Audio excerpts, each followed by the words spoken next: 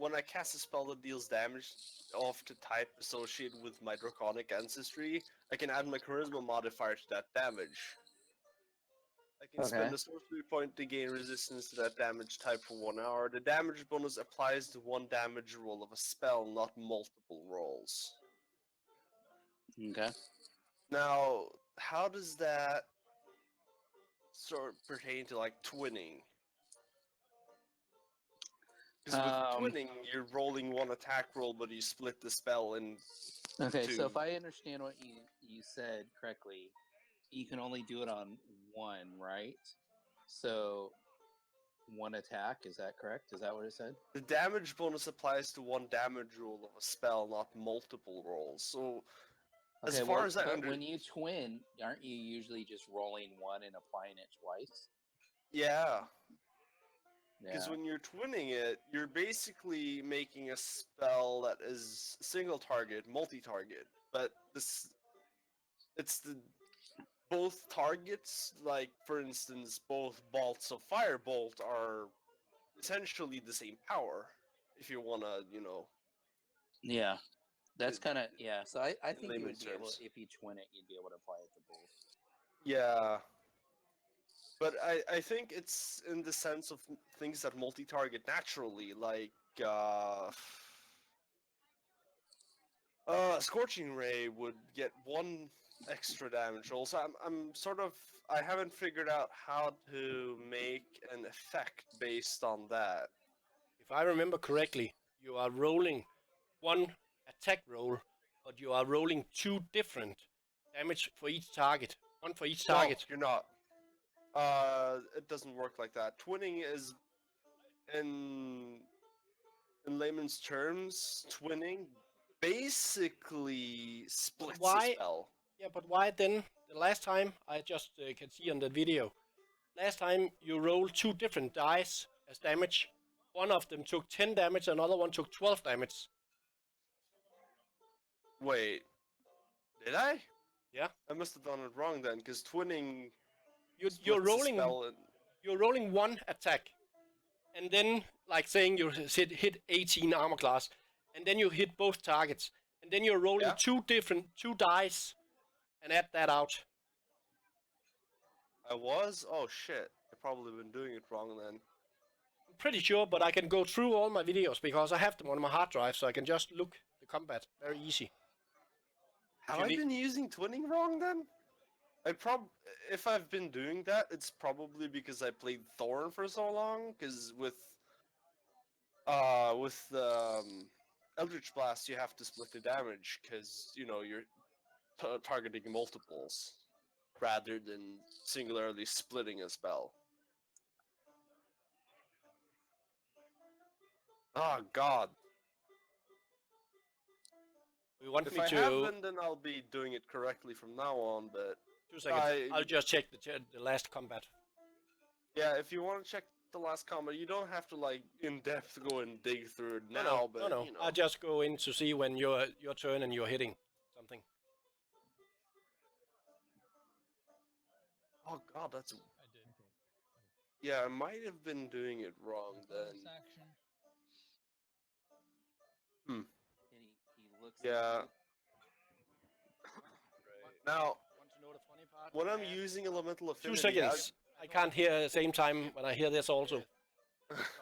Because now it's your turn. Very big one. Further to the right. I was just.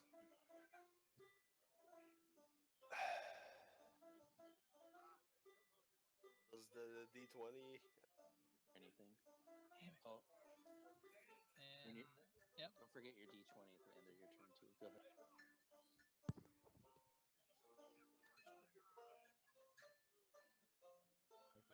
My cone, he can see it. Even he's so far away, he can still see the My details con on is her. huge. You can just see what he's typed in Discord. So that hit. I can hear you, Steven. Another weird angle firebolt here. Cool. That's good. Wow. So, are you able to play on a computer tonight? We're a little confused. Wow. Or are we doing the same thing we've been doing? No, we'll have to do the same thing we've been doing. If that's a problem, I can easily just, sort of sort of do it the way I have been, like, and just sort of like No, I mean attack it's the that's fastest punches. Exactly. no. I mean it seems fine to me. It seems to be working. Yeah, I I mean, mean, I've pretty much streamlined my turns as much as I can. So yeah. I'm fine with it. Doesn't seem yeah, I'm gonna try to order a graphics card sometime this week, and then order it to have it installed and stuff like that. It's just hard to do when I'm out of town. So How long have you been out of town for? this will be my 4th week, and I have 4 more weeks to go. How many weeks? This will be my 4th week, and I've got 4 more weeks. What do you do? I'm an HVAC test and balance technician. So we have an office in Dallas. It's kind of shorthanded. You are doing it correct, Mm. Wilrod. I am. Yeah. Last time you hit the deep one and the deep priest one, and you rolled 1 attack, and then you rolled 1 time damage, and then the damage was just split out to 2 characters. Yeah, because that's how you're supposed to do it.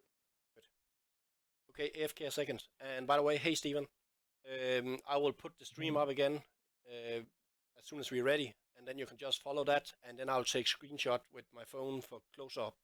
Or if you type to me in Discord or in stream, because I can see it very fast then, if you do it on stream, if you want me to zoom in on something, because then I can just zoom in, and 30 seconds later, then you can see it, because there is that delay. The stream's kind of late, and you're right. There is that delay. But It's easier for me to take a picture. Yeah, if you go to the dungeon on Bean instead, there is no delay at all on that stream. The Bean stream should be around. If you're not using FTL, you should be getting. I think max 5 seconds or so of delay. Normally I have Yeah, 0. that might have been what it was. It was like 5 seconds or something like that. It wasn't. Yeah, definitely use the beam side, because the beam side has 0. significantly less. Yeah, I have 0.02 delay. Yeah, you're Yeah. using the FTL OBS then. I'm on my phone, guys, so I'm kind of limited to like how much technology I can run at one time. Yeah. We know. Just suggestion. So, Steven, so do you want to roll or take the average for your hit dice? I'll just take the average, man. Like, I think for a while you were doing like something where we could. I just did it when you guys first started, so now it's either one or the other. So. Yeah, I'll take the average. It'll always end up being better in the long run. Let me see what's your hit die. Oops. Hit die is a D8, but if you just level me up, it'll add the average automatically. Oh, does it? Okay. Yeah, just drag the whatever class level he wants on it, and it'll give him. Yeah, it didn't do it. It didn't do it though. What? No, I wanted to be a barbarian. No, I'm just joking. No, because you were 38 before, and you're still 38. I mean, you could just calculate out the average and add it. So 1 plus 8 is 9. It's Divided like by 2 is 5. 5. So 5 plus my Constitution modifier. And your Constitution's 2. So what's that? 7? Yeah. All right. Okay, so you would have 45. Now, oh god, I'm so unsure how to do elemental affinity correctly, because I'm tempted to just add the charisma modifier to my single target spells, but if I then quicken How does the feat things read? and then casts more of the same spell, Yeah, I think Steven's saying read the feat to him. Yeah, how does the feat read? it's not a feat, it's a feature. Okay, Elemental how does the feature affinities. read? Elemental affinity, starting at 6th level, when you cast a spell that deals damage of the type associated with your draconic ancestry, add your charisma modifier to that damage. At the same time, you can spend 1 sorcery point to gain resistance to that damage type for 1 hour. damage roll of a spell, not multiple rolls. Correct. But if you're rolling something that targets multiple people, Yes. that would be total. That would be that spell damage that you roll for that affects all those people. Right. That's what I thought as well. That's the way I would interpret that. And I also interpret it like twinning would you would get the damage bonus on a twin spell because a twin spell is essentially just you target You just someone and doubling then the you target, so you would yeah get the bonus on a twin spell. yeah. But I'm sort of running into a conundrum where will I do I still get the bonus damage if I, for instance, just cast a firebolt and then quicken to cast another firebolt? You should. Would I then get the bonus damage? You're asking if it applies multiple times a turn. Is that correct? Yes. So according to the way it's read, it doesn't say anything about limiting times per turn. Otherwise, it would have specifically excluded that. Yeah, but it says not multiple damage rolls, but does it count if as a multiple damage roll if I cast it twice? Okay, so read it to me one more time. The damage bonus applies to one damage roll a spell, not multiple rolls. Oh One da- wait. Yeah, no. It wouldn't impede the damage bonus on multiple spell casts. Rather, it's on multi-target spells that it's limited. So limited to one hit of a multi-damage spell. So I'm gonna have to figure out an effect for that. But Oh, so the way it works is you can only affect one target in yes. a So for multi-turn. instance, Scorching Ray, it's 3 targets. So only one of those Scorching Ray bolts would get enhanced with my Charisma modifier. I think. I believe so. Now that I've read it a couple times and gotten a few examples of. Yeah, I'm fairly confident that's how it works. So, just to simplify things, I'm just gonna add my charisma modifiers for now to my single target things and sit down and actually make a modifier when when we're not playing, so it doesn't impede any playing. Just needed some extra perspectives on it. I've added some. I've widened my options for twinning now, which It's gonna be hella fun. By the way, Dave, Yeah. how do you feel about Molten Strike? Because Molten Strike does require volcanic rock to use. How do you feel about spell components that specifically are stated in spells? Components like that you would have to acquire somewhere. Yeah. So, I mean, I would say you'd probably be able to get that in a bigger city. Yeah. Because with Molten Strike, you draw forth from a volcanic stone all the heat and energy it's making. So, I'm out of good conscience, I'm not gonna ignore that. So, until I get like a good, probably 10 volcanic rocks, I probably won't be using it yet. Okay. Just, for posterity. Yeah. I would say like where you guys are heading, you'd be able to get it. But most of my spells don't require. Any know like, anything about components like that. L and Drake? And So also, Cyber Drake's there right now. Yeah, they had to give their dog a emergency bath, which makes it. okay. Can you hear me? Yeah, I can hear you. Yes. Hopefully, Steven- it wasn't a skunk. Steven, do you want me to No. take control your character again?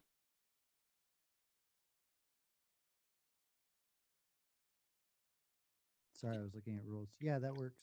Okay. Have you released it? Yeah, I've released it. Okay. All right. So, Reese, are you there? He's not there yet. No, I'm not here. Oh wait. Okay, good. Did you want to take the average, or do you want to roll? I just take the average. We have to do one or the other, right? That's correct. Yeah, I just take the average. Okay. Go ahead and do that yourself.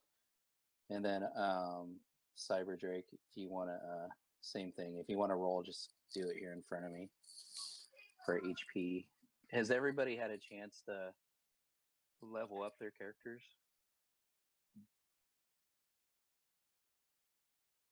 Anybody not? Let me ask that. Anybody not?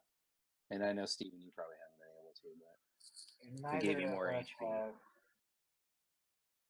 Yeah, but I looked at what I get at 6th level, and I already know what the feature does, and all I get is an extra spell slot, which should have been added. So I should have 3 level 3 spell slots, and I get 1 extra prepared spell. So I haven't Okay. looked at what to prepare, but it's not a big deal right Yeah.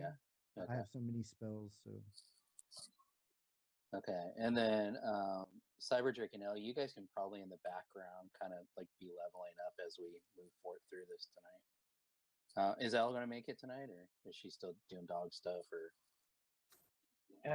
She'll be sitting next to me, so I can run her character, and she'll be here ish. okay. Yeah. So, do you both of you guys want to take the average? Then did I ask you that already? Probably that seems the easiest. Okay.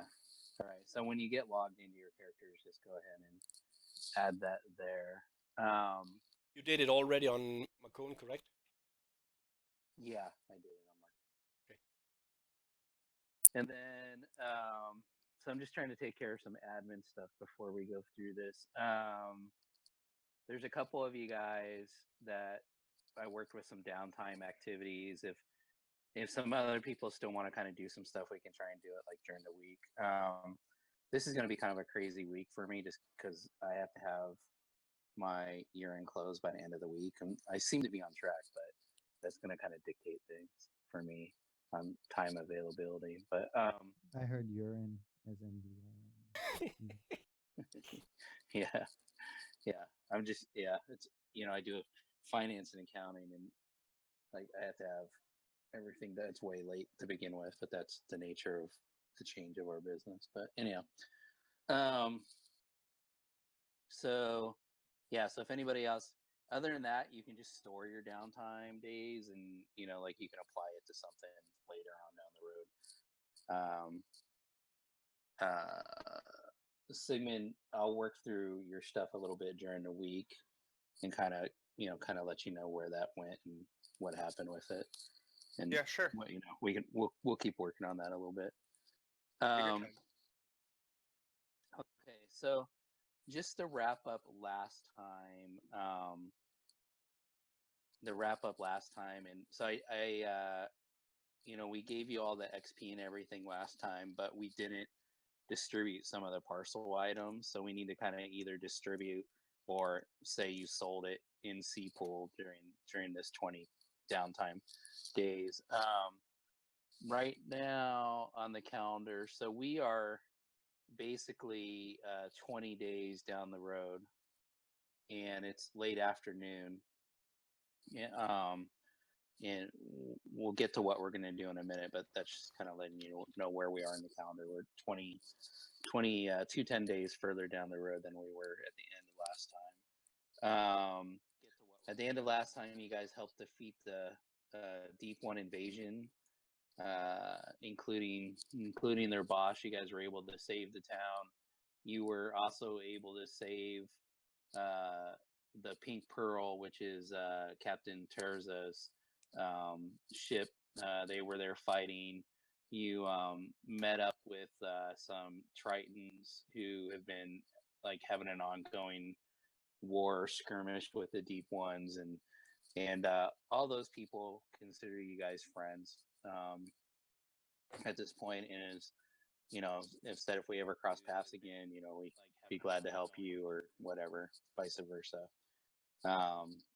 Everybody has leveled up to 6, and you guys have decided that you're going to start heading towards the warden city of Gleebrook, and you've taken up Captain Treza to join her and her crew on the Pink Pearl, sailing up to the warden city of Gleebrook. So that's kind of just a quick wrap up of where we were. The ship, you've got word in town that the ship has made its repairs from the battle, and it's ready to go back to sea. Captain Teresa sent word to you in town that they're going to leave tomorrow morning at first light, and so she's told you do whatever you need to do to wrap it up in Seapool, and get any supplies or anything you want to do with you.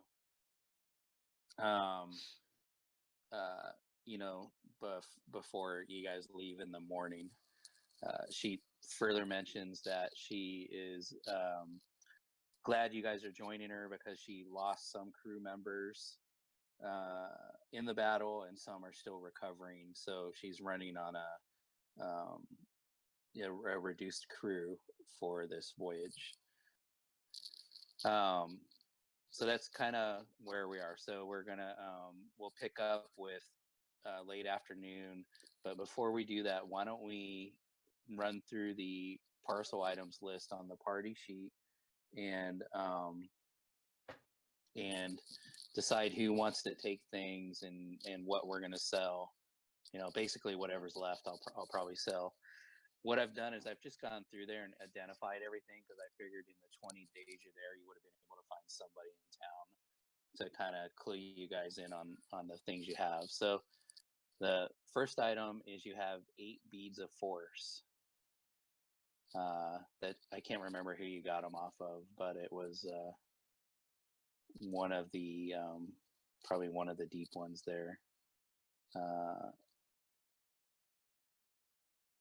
So you guys can read there. You can divide them up if you want. They're pretty nice. Yeah. So before we start taking things, let's make sure everybody's logged in. Yeah.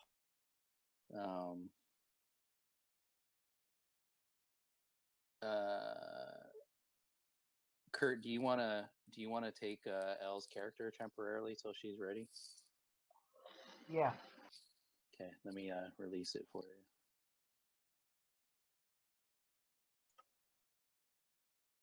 I would say if you haven't leveled up, go ahead and at least do your hit points.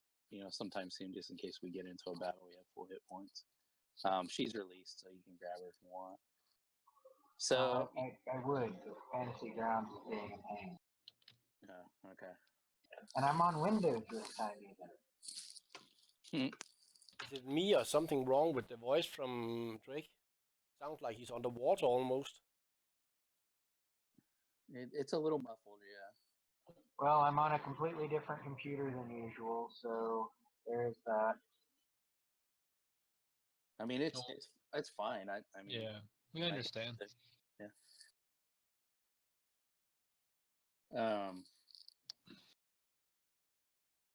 Yeah. So you have 8 beads of force. So you guys can, excuse me, either divide those up or somebody can take all of them or whatever. So I guess the one thing we want to be cognizant of here is making sure Marcone, who doesn't have control, if you want some of these, just kind of speak up, okay? Steven. Sorry, I'm here. What was that last part? I'm like, we're going to be dividing stuff up, so if you want something, make sure you speak up.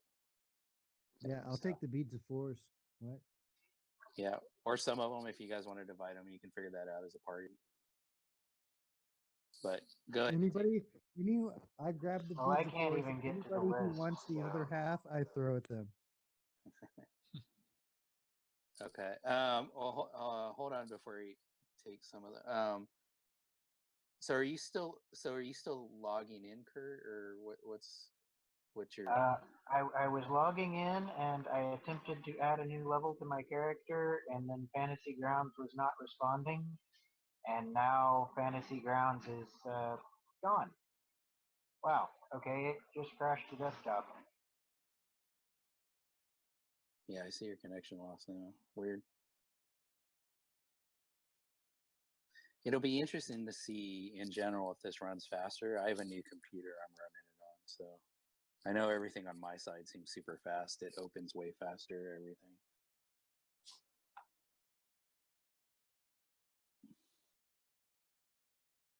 Okay, I see you connecting in again. I definitely want the Ray of Sickness scroll. It's on my spell list, so I can use it. Thanks. It's not higher than any Yeah, I of would my imagine current spells. you're probably the only one that can use it, so I would say you can go ahead and take it if you want it. Yeah, I'm gonna grab that because that would probably come in handy. I thought all could use scrolls if they just can cast spells. No, not necessarily. The spell on the scroll has to be on your spell list, and if the scroll is a higher level of spell than any of your spell slots, you have to do an ability check to use it. Yeah, I know that.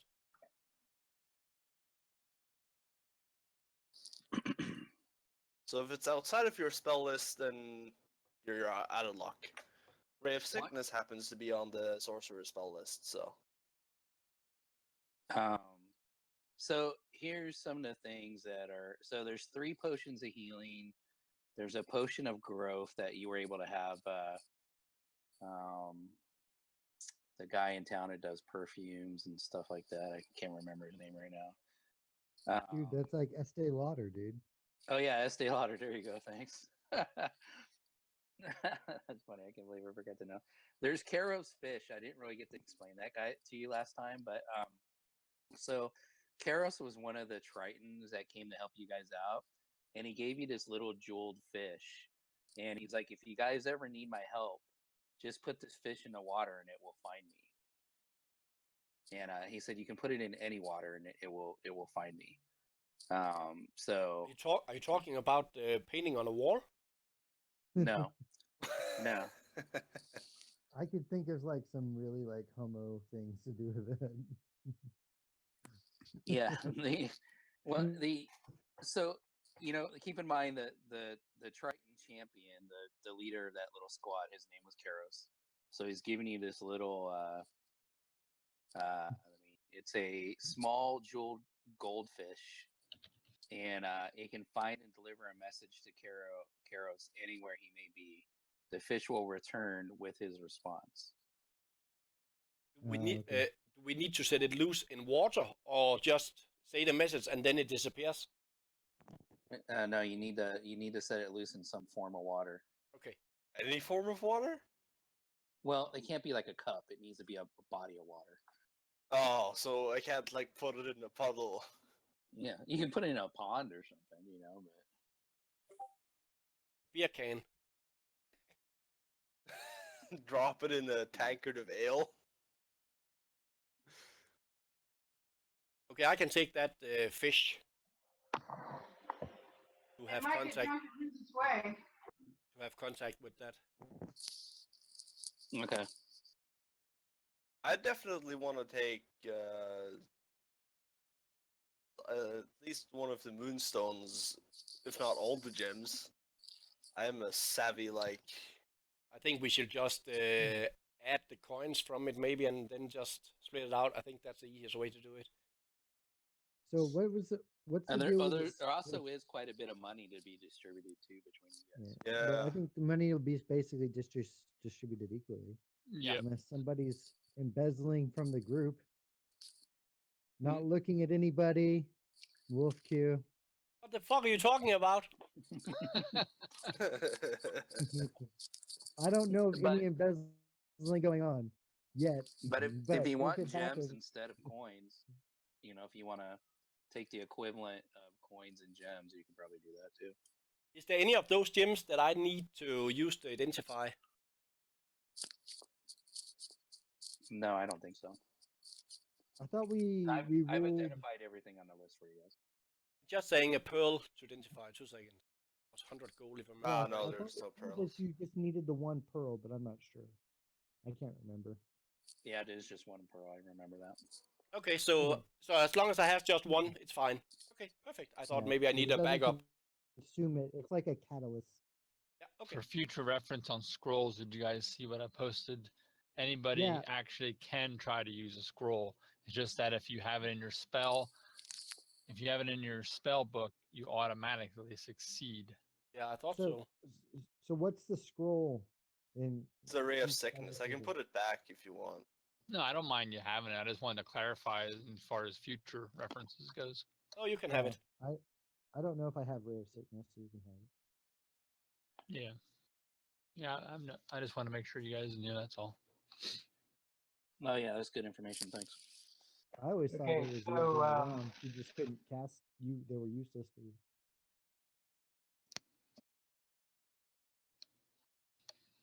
So what's up, Kurt? Elle would like some of the beads of force, and if no one else wants them, then she'll take them all. She can have the beads of force. Marcon was just like. You have probably enough just to like that divide them shit. up. You had like 8 of them. Yeah, I like That sounds like it's very dangerous. That sounds very dangerous to divide up things with the name bead of force. Oh, I like I'm to have some putting it out also. there now. Oh my god. I'm not touching anybody's beads. I placed them daintily down on a table, Okay, and then so I we've backed got. away. I hear only 2 people that want some beads of force, so 4 each. Oh my god, this is not going to end well, guys. Sounds like a plan. So Yeah. take 4 each. Like, Okay, then I take 4. And hell, can you not just take 1 and then add 4 instead? So irritating this way they made this. I have no idea how beads of force work. All I know is you pull them and throw them. I don't know if pulling them, like, and making 4, like, if they have to be connected to the necklace. No, they That's don't. You know the easiest way to view what a bead of force is? It's a Pokeball. Yeah. Do you know what Pokeballs do? They kill Pokemon and almost like enslave them for like infinite amount of time. Until they're called upon by their masters. Catch Then all you the can Pokemon in go. Pokeballs. Okay, who wants a potion of growth? Well, that could be fun. And that could be normal. What does, we should totally give that to Raph, because Raph needs to be even bigger. Literally the size of a giant. He's like gargantuan instead of large. I Or could you're- be a Actually, normal. use it- You're medium. I could You be can a use it to normal go the other size. way. Yeah, I could be a normal You can size, use it or to you go- could be a very small one. A very big halfling. Oh no, you only gain the large infect. That's- You don't. It doesn't. You don't get the reduced effect. Oh, okay, okay. If nobody else wants the gold ring, I can take that. It's fine. Do I have any?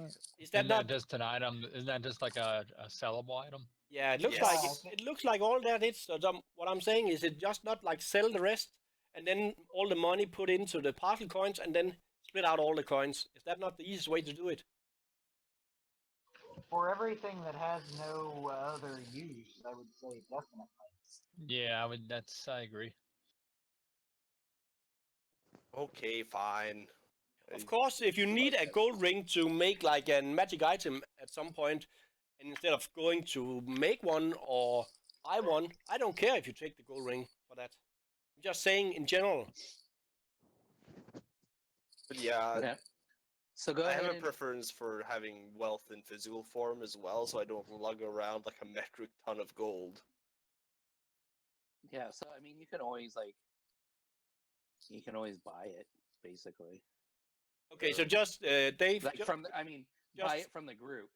Yeah. You know, like if you want that gold ring, take the gold ring and then just reduce 250 gold pieces out of whatever you get.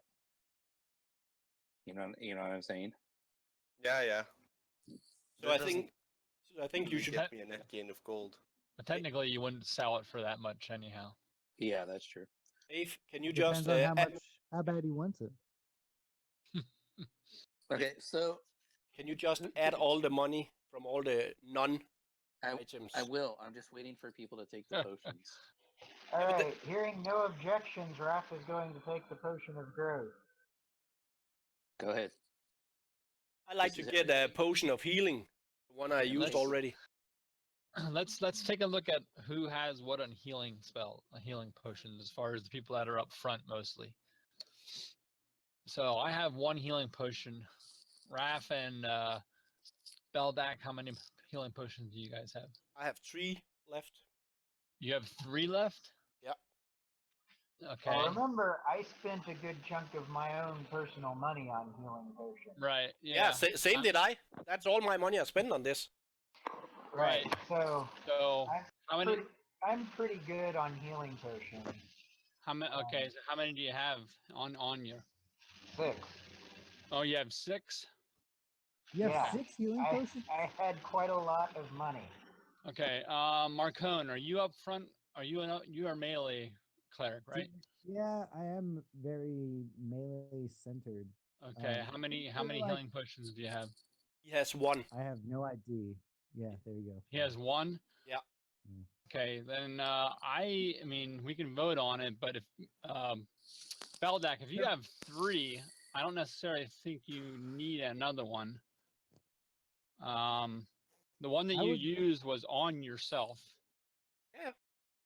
But Marcone, I would definitely say you should have another one. I'd I say would like one to. for me and one for the fighter. That's my argument, just because of I can heal myself and the fighter can't. Fighter Right. should have at least 2. But what I'm just saying more or less what Raph was saying before, that he spent his own money to get new stuff, and Okay. that's more or less the same. I'm just saying. He's just basically saying that he has 6. You don't need it anymore. Oh yeah, I know he has 6. Yeah, just, I'm just thinking as of helping Marcone and having to heal people because I'm Yeah. up front all the time. Yeah, I'm Right, definitely up for so- Macone get 1. You have 3 already, so I think you're good. 'Cause you always like hit and then run away. You're not really necessarily always staying there. You're like Ah. disengaging. I'm just died last time 3 times. But yeah, I know what you mean. But should I take 1 to Macone then? I think he should have 1. Yes. Does anybody in the party not have any healing potions on them?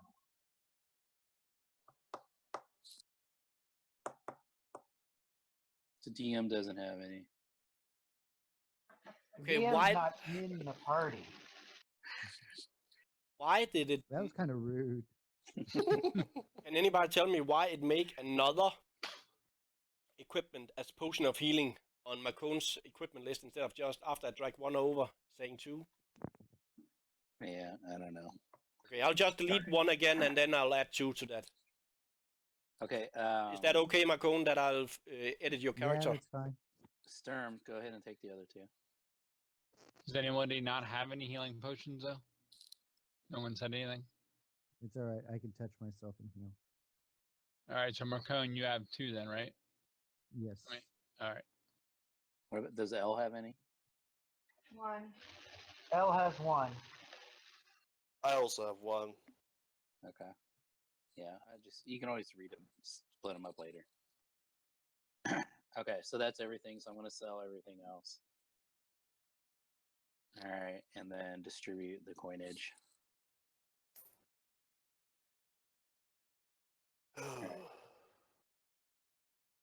Okay, so that is our party sheet cleared out from last time.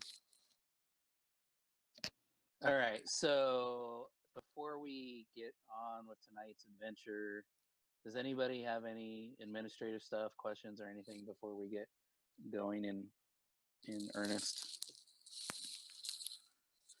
I take that as no. No, So- I just want to say, bear over with me if I'm not all up to everything today. A friend of mine took his own life last week, and we buried him yesterday.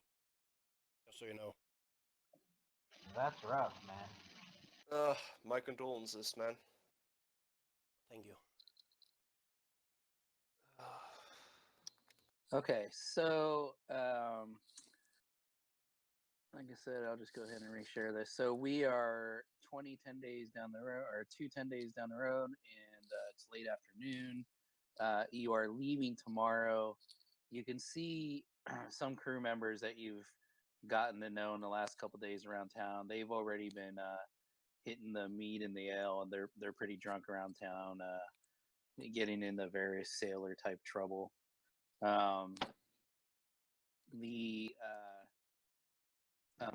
Is there anything anybody wants to do in town? Oh wait, one more thing. I'm sorry before we get to that. So you've had like 20 downtime days in Sea Pool. It's considered modest living, so it's going to cost you all 20 gold pieces for your time spent there. So go ahead and remove that from your funds, your personal funds.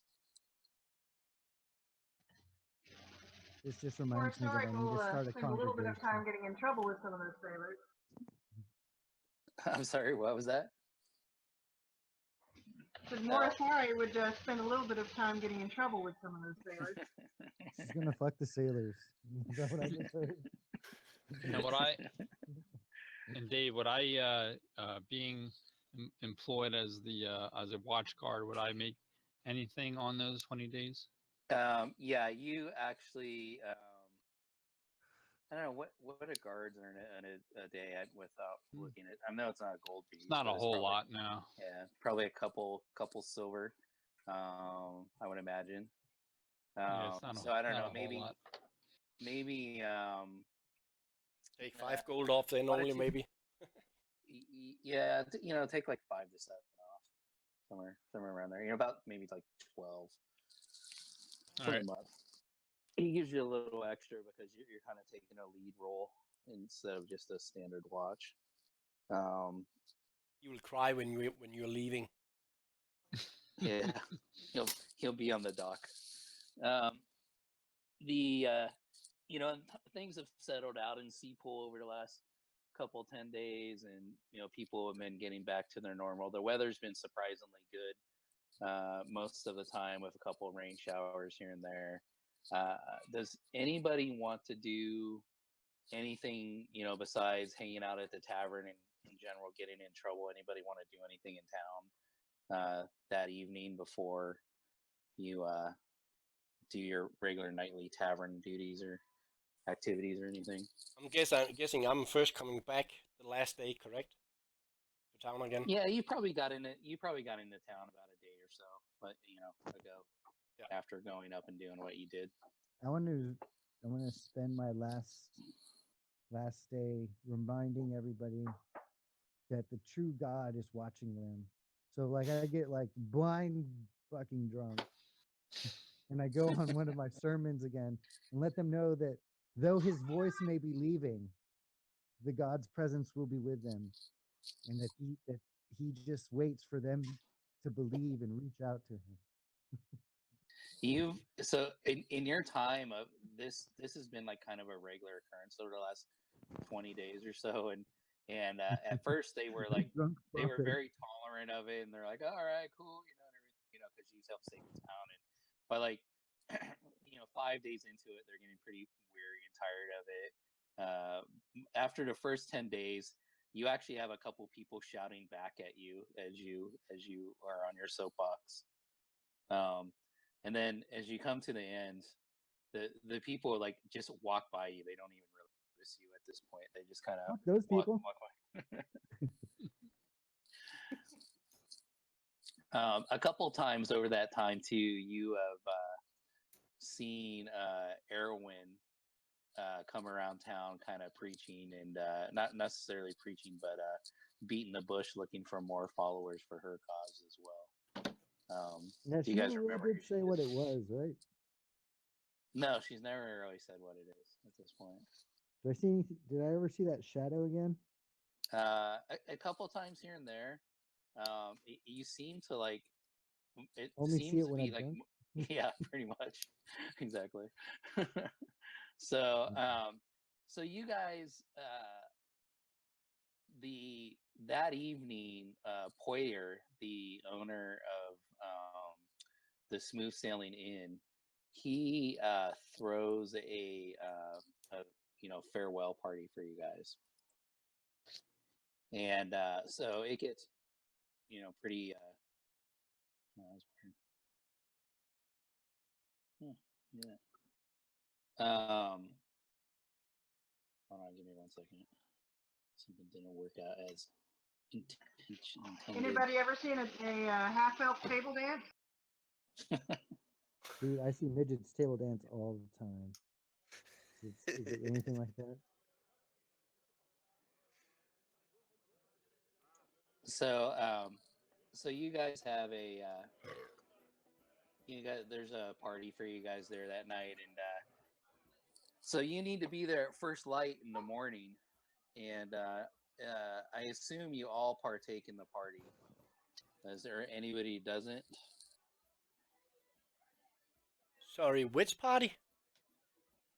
Poiter, the owner of the Smooth Sailing Inn and Tavern, is throwing a farewell party for you the night before you're set to embark.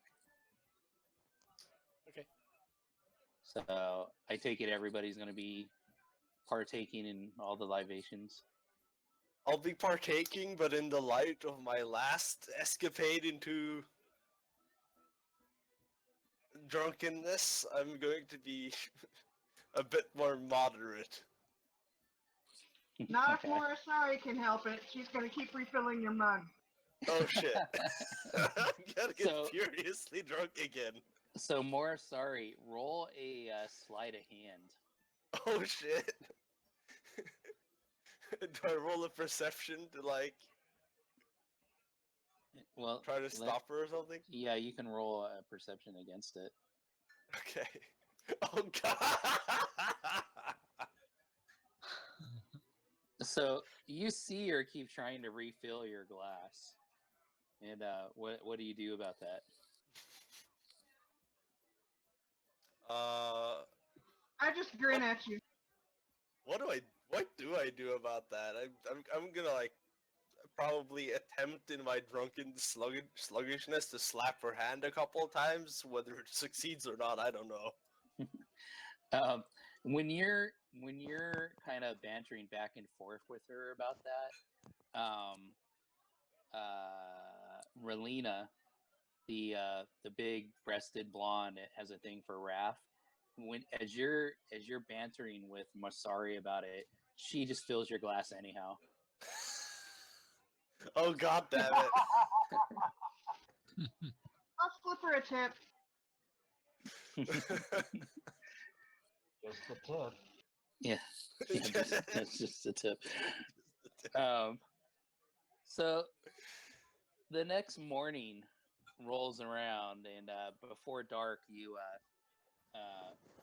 are woken up. You tell Poiter to have somebody wake you guys up, and so you can get down to the wharf at first light. Why doesn't everybody give me a Constitution save? Oh god.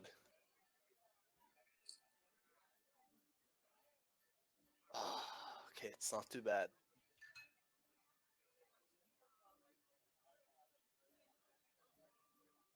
Oh god. Oh.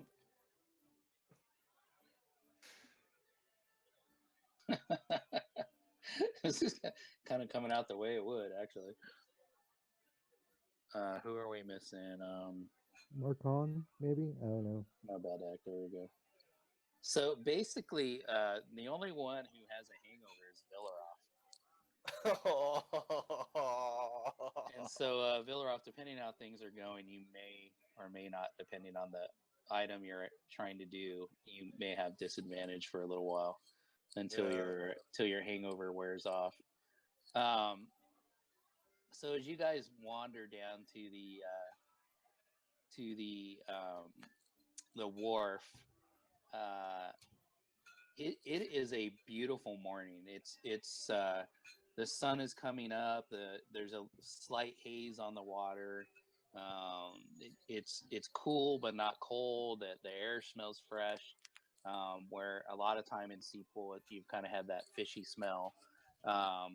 It's just really, it's about the most beautiful morning you've seen the whole time you're there. And Captain Teresa meets you. Do you guys remember what she looks like? I think Macone do. Yeah, I called dibs. She remembers you, that's for sure. Hmm.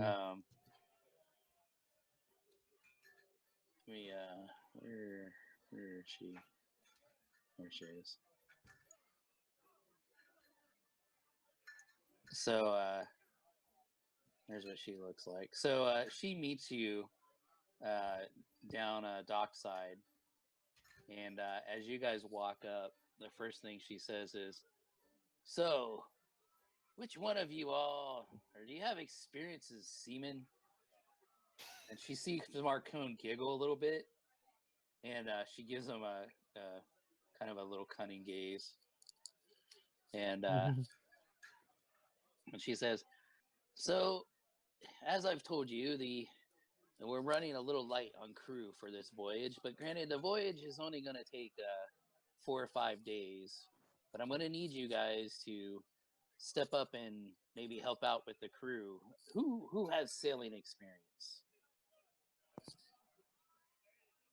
Marcon looks around and then like raises his hand, sort of like grudgingly. All right, and she looks at him. She's like, "Have you ever manned a helm?"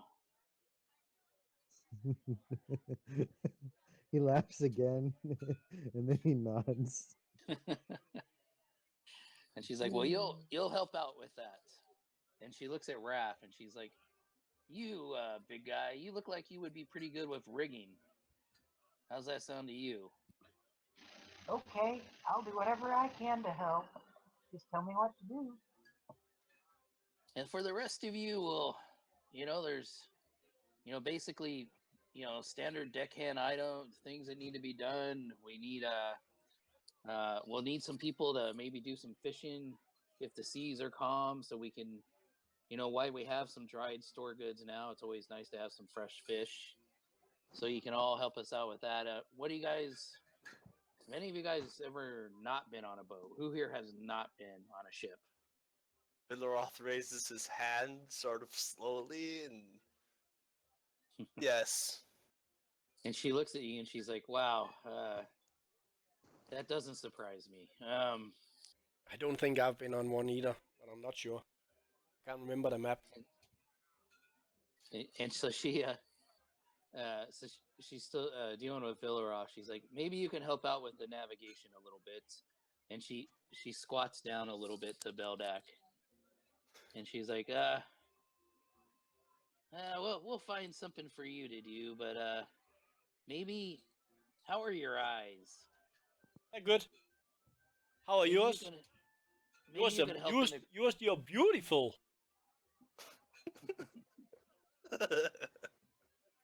You couldn't handle me. Trust me, you couldn't handle me. You'll work, how about some time in the crow's nest for you? And she looks over at Moasari, and she's like, "Wow, you're quite the looker yourself. We'll have to keep an eye on you, but you look like you can handle yourself. What skills might you bring?"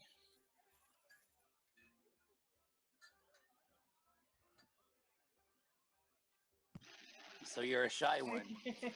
I can fish. Great, perfect. We can always use more help with that. And how about you, Captain Courageous?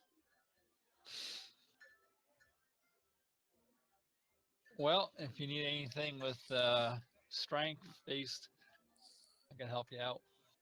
You can maybe help out with the rigging when we're underway then. All right, Now, sounds good. for you who aren't familiar with the ship, if we should come into some type of trouble, we'll need to go to battle stations. And so when we have battle stations, instead of running around with our head cut off, we like to try and assign people those before that trouble happens.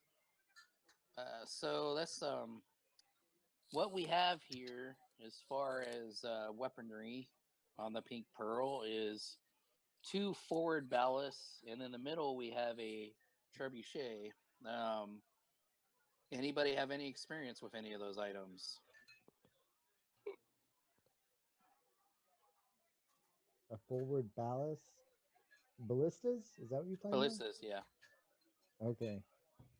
What did I say? Did I say ballast? You said ballasts, Did I? which are like weights. Yeah, no, I know. Yeah. I'm sorry, I was trying to text. I I think was talking to you guys. I think you're too drunk. Or yesterday, maybe you're too drunk. I'm not even drinking yet. Actually, I usually am drinking, but I'm not because I'm still trying to get over some stuff. But no, Well, maybe I that's was. the problem. Not drunk enough. Yeah, that is the problem. I was trying to text that the dog needs to go out. So I was trying to do 2 things at once. So, all right. So, what do you think? What do you guys have? What do you think you'd be good at? How about you? So he'll. Let's just start with. How about you, big guy? So What do you I'll think? take the ballista. All right. So you. Well, you're going to be helping out with the helm and maybe the ballista on the aft, Marcone. Sounds good. She points to Raph and she says, "How about the trebuchet for you?" Okay. And then she points to Strum and trebuchet as well. All right. Thank God, I thought you were pointing her to her cabin. What's that? I thought she was pointing Storm to her cabin. To a Yeah. cabin. Yeah. Yeah. No, that'd be Marcone. More sorry. How about one of the front ballistas? That works. And yeah, forward. You take one of the forward ones. Same with Beldak. And she looks at Villarov and she's like, "So I've seen what you can do in the last battle. I think you might just use your spell work, use your magics." I agree. Mayhaps And put me at somewhere with a little bit more elevation. yes, so maybe how about on the aft castle? That seems prudent. One quick question. And yeah, Just the coins exchange, is that just 1 to 10 on all of them? I'm sorry, say that again. Coin exchange, is that just 1 to 10 on all of them? I think in the book it's only what? EP is like there's like 5 to a gold piece, I think. That's the one odd one. Okay.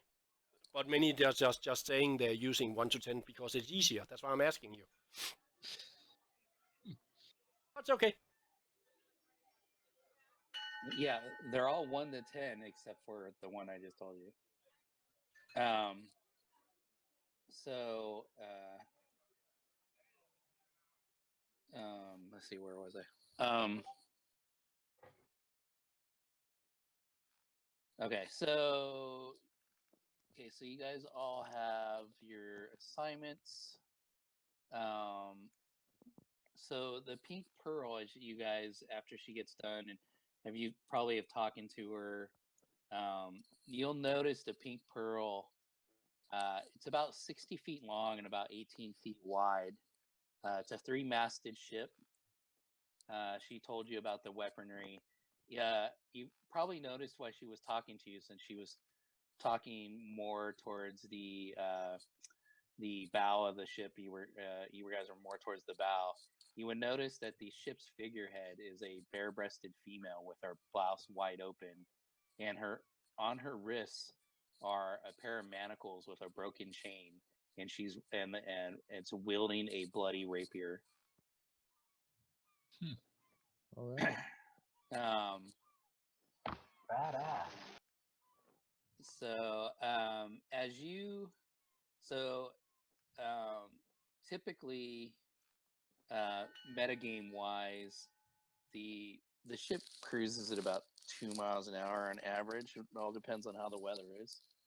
But she's saying it'll be about 4 or 5 days to get there. As you guys board the ship, she'll show you where your cabin, your cabin is, and if you guys are all housed in the same berthing. There's basically, if I remember the map right, I'll share it later, but just not to resource overwhelm everything. But it's towards the bow. There's a berthing that all 6 of you will stay in. It's on the main deck.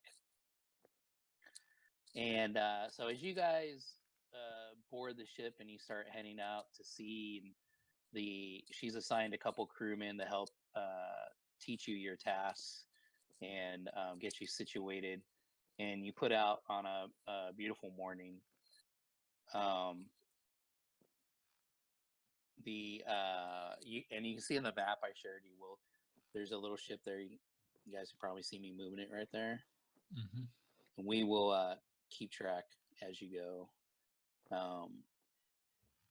Basically, if the weather's normal, you can probably do a square every 12 hours or a hex every 12 hours. And right now it's perfect. The weather's perfect. You guys will be doing that easily. Okay, so you put out to sea, and in the first hour or so, so it was Villaroff. You didn't have any sailing experience. Beldak, you didn't have any sailing experience. Raph, have you been out on a ship before? He's probably been on a ship. Okay. He probably hasn't done much in the way of operating a ship. Yeah. So, Villaroff, why don't you go ahead and give me another Constitution save, and you, Beldak, as well. Because we don't have sea legs. Yeah, exactly. And Morisari's definitely been on a ship before. Yeah. Oh, okay. great. All right. So the good thing is Beldak, you're a little bit seasick, queasy for the first bit here. Villaroff, you've taken to the sea quite well. Not only do you not get seasick, but it seems that the fresh air seems to be helping your hangover. Oh, cool. Yeah. So your first most of the day goes by well, and if anybody wants to fish during the day, you can go ahead and roll a survival skill, and depending on how you roll, I'll let you know how your fishing goes.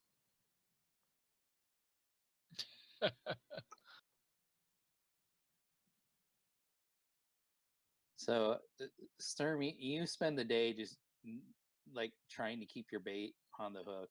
I lost my rod. More sorry, you catch a couple fish there. You, Beldak, you once you start to get over your seasickness, you actually hook quite a large fish. A nice big yellowtail tuna. Same with you, Marcone. You guys get some nice big fish in there that will at least guarantee the crew will have a food, nice fresh fish today and probably into tomorrow. So you cruising along the coastline, and same with you, Raph. You have a good fishing day as well. So you guys definitely have enough food for a couple of days, just off the first one, should the weather start to turn or anything like that. Thought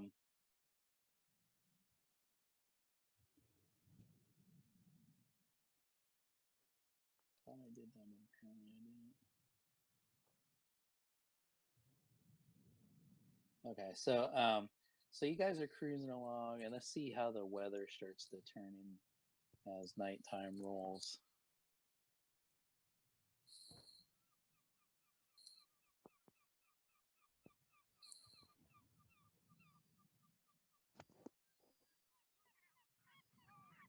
So yeah, even into the night, your first full day of travel is pretty uneventful.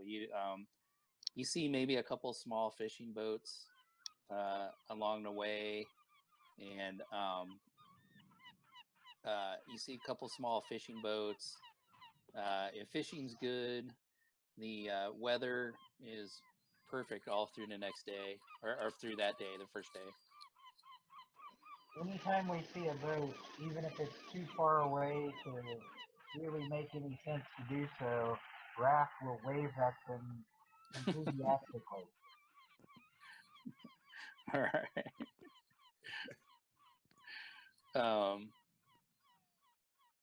He is just thrilled. Does he feed the birds as they fly by too? Yeah, he probably would. Damn it, that's a bad idea, but he probably would. Um, He's the bird man. roll a dexterity check, just like a athletic, not athletics. I mean acrobatics.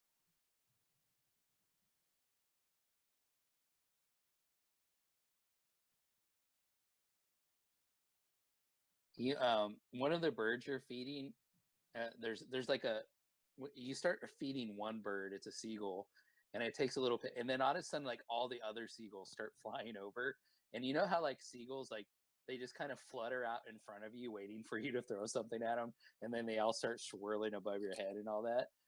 They're starting to poop, but you're able to like dodge out of all the poop, and Captain Terza said, "Stop feeding the air rats. They're pooping all over me ship." Just for the record, Curtis knows that that's a bad idea. Raph, not so smart. Yeah. So throughout the day, she's like, "Damn it, stop feeding the flying rats." And so the next morning, you guys, the weather's holding for you guys. It's going quite well. And you guys are having actually quite an uneventful sailing trip.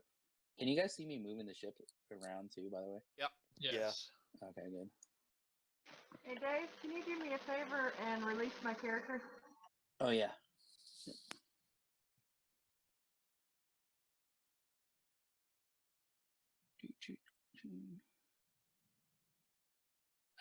Give me just 1 second. So, there you go. So the next morning, as you everybody's starting to get up on the deck and start off with their daily routines. The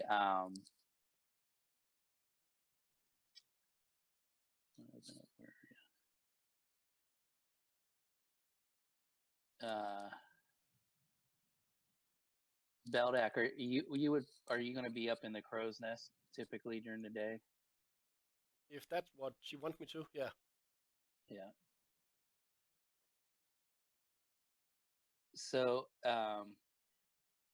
you, Marcone, and Mosari, you guys notice a brief shadow flash across it goes like across the water and across the ship, and then across the water the other way.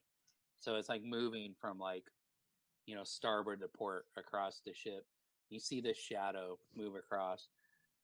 Marcone, you've recognized this as the shadow that has been kind of plaguing you off and on for the last 10 days. Oh shit, it's the king of the sea rats. Come to claim me. Fuck. If you want to start, Guys, looking more Guys, in depth, you can roll perception. isn't good. This isn't good. And I start like looking at the ballista. Do you tell everybody? Yeah. Okay. So anybody he's in earshot of him, if you want, you can start looking around with like perceptions. But I couldn't see anything when I was up there. You saw the shadow. You saw the shadow too. So if you want to, start looking around a little bit more. Like a big bird shadow or what? Well, Yes, you just sure. caught you caught the shadow. You need to roll perception to actually. Okay. Like you saw it out of the corner of your eye. I guess is. Okay, what I was looking for is something I know. Okay, I need to alert this because this is huge, or it's just okay. It's nothing to worry about. Move on. Yeah, you see it's basically a big shadow. Yep. Okay. Do I hear the commotion? Will I get advantage or something like that since I'm all the way up and on top? Yeah, you can have advantage up there.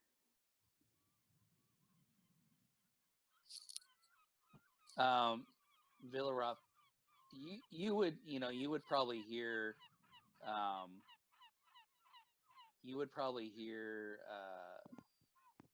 whatchamacallit, who God, I'm totally Marcone, totally spaced on your name, Marcone. You would hear him talking. Okay, so I'm gonna walk out, like, wondering what the commotion is all about. Sort of just walk out. What's going on? Sort of annoyed because I was concentrating on reading maps and stuff. Sort of look around. And so everybody's trying to. So you, Beldak, you will see something. Give me a second. I'm just setting something up for you guys. Yeah, don't worry.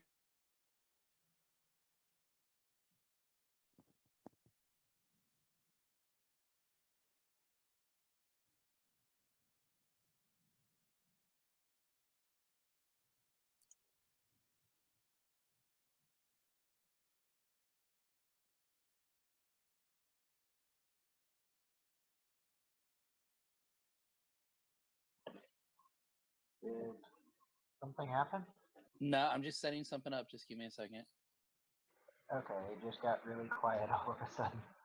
Yeah, no, it's just unfortunately, even though I preset this up, the like things like no matter, I always have to do a little bit right at the beginning. Okay, so so Beldak, you see in the distance ahead, you see what appears to be a green dragon coming out of the clouds. Well, if I see on the way to the ship against us, Yeah. then yeah, I guess there is a bell up there to alarm people. Yeah. Okay. Or your lungs. The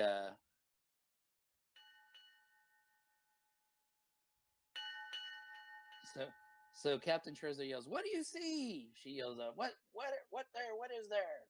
Dragon! And I'll go ahead and share this with you guys now. So give that a chance for everybody to get that. And I guess I'm probably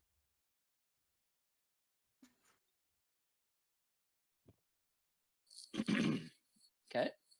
And so Captain Trezor, she sounds battle stations and all that, and the dragon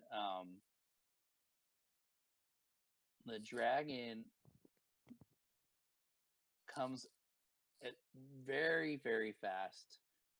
Let's go ahead, actually, before we get into this, Why don't we go ahead and everybody roll initiative?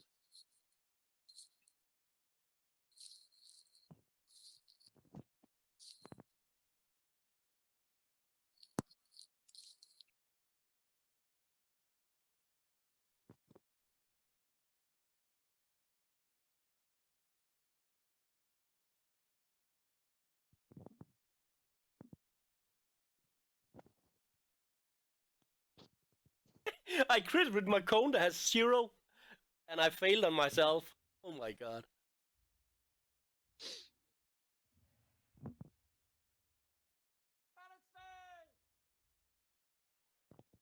It cracks me up. Namaste. Is that what you said? I'm not sure what that's what it sounded like. Yeah. So,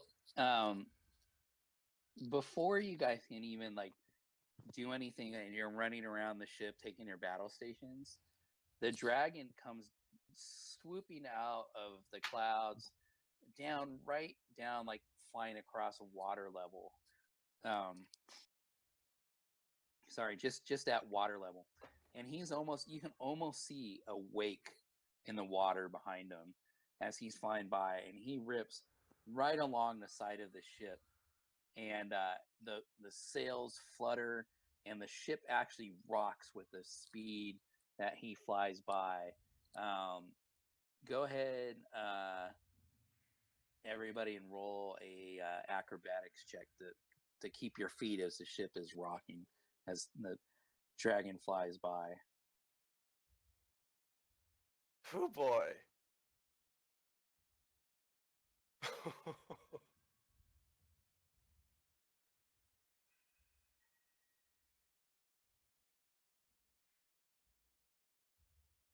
I think we're missing. Oh, roll one for Marcon. There you go. Yeah, I am. I need to Yep. do them Yeah, both. no problem. I was just trying to figure out. Okay, so most everybody's able to grab onto something. Raph, you slip a little bit and kind of slide across the deck a little bit. Is you're probably like more in a wonder of the dragon, probably like you were the birds, I would imagine. Oh, very much so. And He wants to pet it. and as it flies by, anybody who was like close on that side of the ship would realize there was a rider on the dragon as well. And if you want to roll perception, those who Raph, you probably fell, you wouldn't be able to look, but everybody else, if you want to roll. I'd be on a higher point in the castle, so probably be able to see as well. Yeah.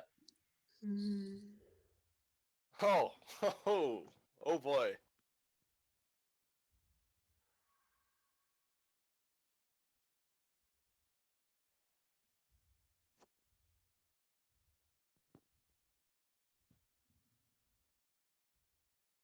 Okay, so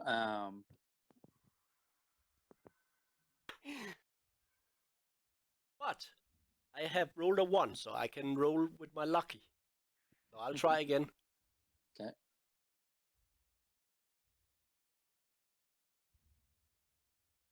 Well, not that much better. Belvac so- sees Raph's ass.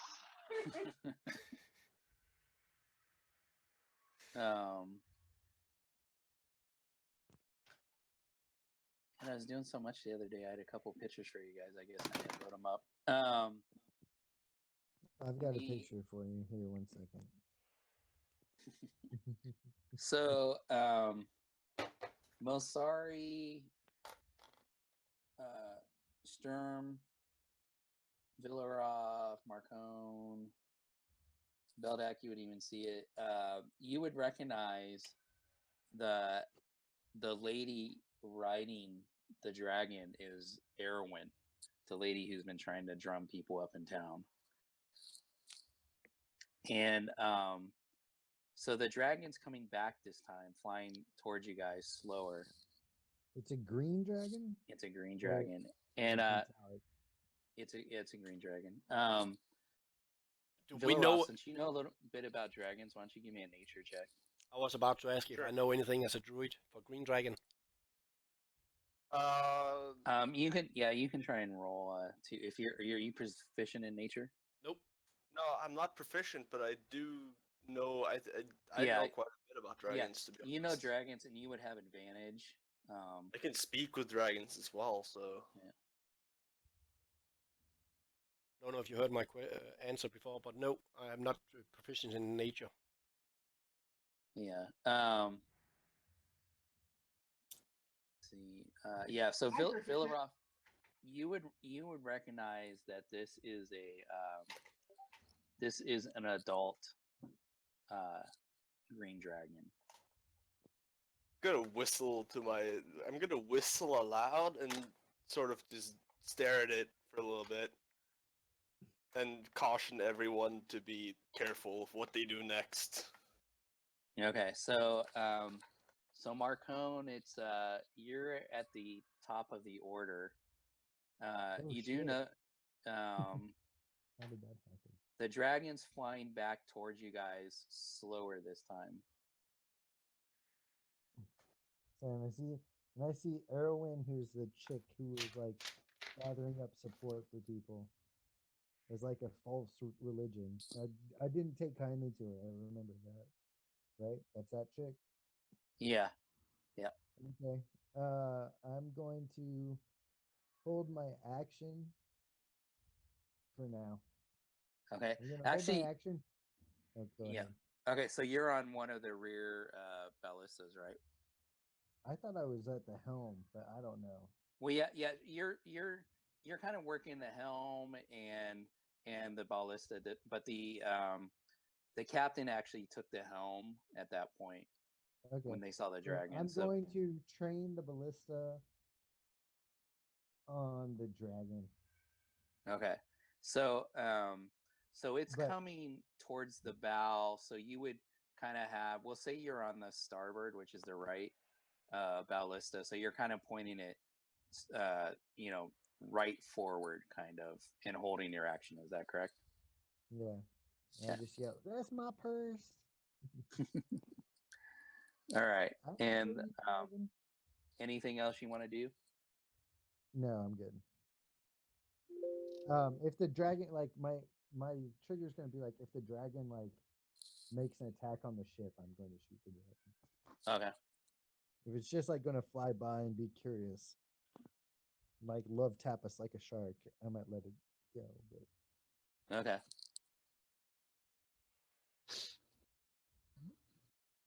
Okay. And Sturm. Yeah, I'm just gonna ready. I'm at one of the ballistas. Am I at? Or No, you and Raph are at the trebuchet, which is midship. okay. And so those, if I remember right, it takes like two actions to load it, 2 to aim it, and then 1 to fire it, if I remember right. So with the 2 of you guys working together, you can probably, Okay. start like prepping that thing. All right. Well, then I'm gonna use my action to at least load it a while. That way it's loaded. Okay. So I'll do my 1 load and then on my turn. Okay. Anything else? Okay. No. And Beldak. So you were manning one. So you're able to start. It's going to take this round to finish climbing down and get to one of the front ballistas. Okay. But I'm also looking. Where is land? So the land is going to be on the port side of the ship. I'm not a shipman, so I have no idea what left. the hell. Okay. It's on your it's on your left. Yeah, you always remember port because it has the same number of letters as left. So that's what they told me when I was in the Navy, anyhow. So okay, because all those things you're saying, I have no idea what the hell you're talking about. Yeah, so I think you should roll to get lost. Yeah, I was thinking about just jumping down in the water, swim to land. Yeah, you're probably about you can see land, but you're probably at least a mile off the land. So, typically ships in those days kind of stay where they can see the coast. Yeah, so you and then the ballistas are 1 to load and I think 1 to fire. Let me just look it up real quick. Like your mom. Yeah, Yeah. that. Let me see what their rate is. So it's like, basically a heavy crossbow. Okay. It is it must be loaded and aimed. It takes 1 action to load the weapon, 1 action to aim, and 1 to fire it. So that's, and then the trebuchet, let me see what those ones are.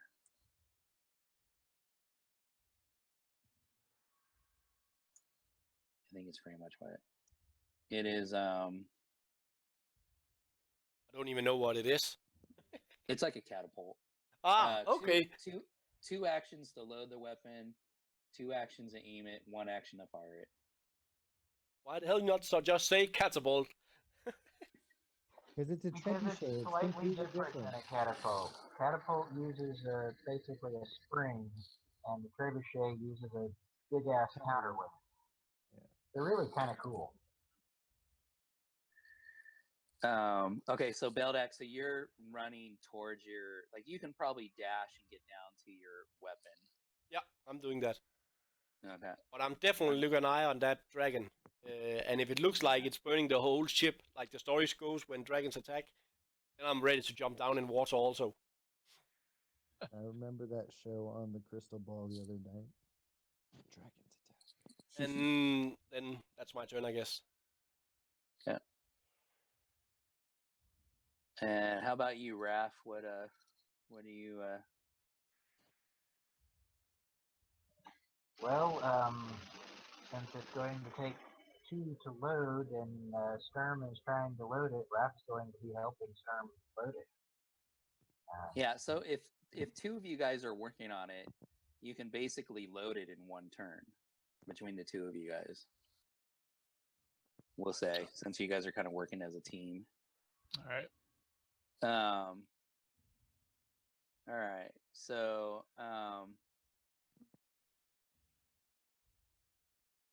so the dragon now flies up and just about midship kind of comes to like a hover just off to the side of you. It's kind of flapping its wings, kind of holding position.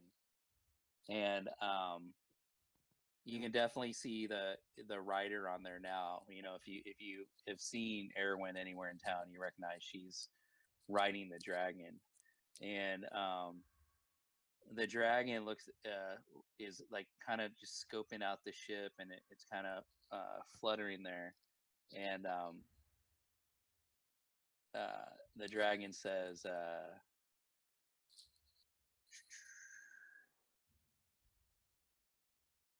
Sorry, I don't understand that. yeah, hold on.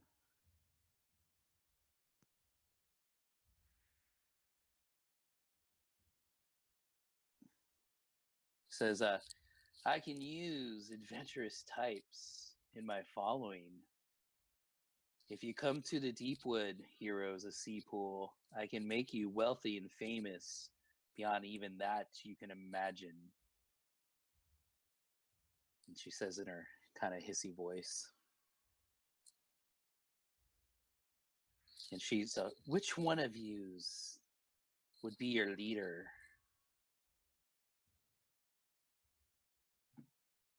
I guess That would be me. I guess everybody's pointing at Storm.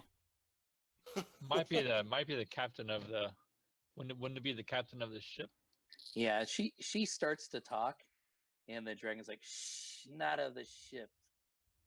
Who's the leader of the Sea Pool heroes?" Raph points at Sturm. I pointed Sturm. I pointed Sturm as like, well. So like raise my hand like halfway up and be like, me?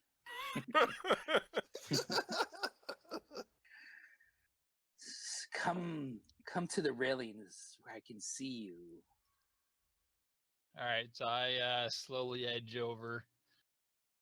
Be careful! Dude, She's that probably eat dragon's you. gonna pay you to strip. I've heard of your exploits in Sea Pool. You seem quite accomplished, you and your group. Okay. I congratulate you.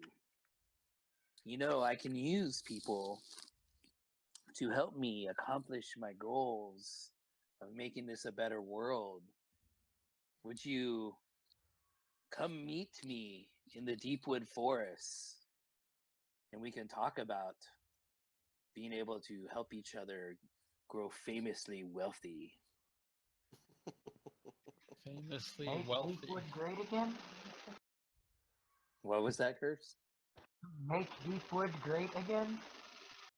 Yeah. Well, I'd have to talk with the rest of the crew, but we could. Okay, so so let me see if How much money is you talking about? Because I can imagine a lot, just so you know it. okay, hold on for a second before we get that. So if you guys want to roll like survival or nature to know where the deep woods are, even like Arcana would probably, from some type of intelligence or type base or survival. Do I not need to roll, or do I know it myself already? I'm looking at the map to see if I can see it, where it is. No, it's not labeled on the map. Okay. So Raph, you would definitely know it. Mosari would know it. Villaroff. So if you are looking at the map, it's actually the woods between Seapool and the Warden City of Gleebrook. If you were to go on land, you would have gone through those woods. If you're looking at the map. So if you're looking at the map, it's the ones up to the northwest from Murday Keep. So she said, the dragon says, good, we can use people like you. So come to the woods and I will find you. Other than that, I will keep tabs on your exploits. And then she flaps and turns and flies off. Yeah, I knew it. I'm just saying, I knew it.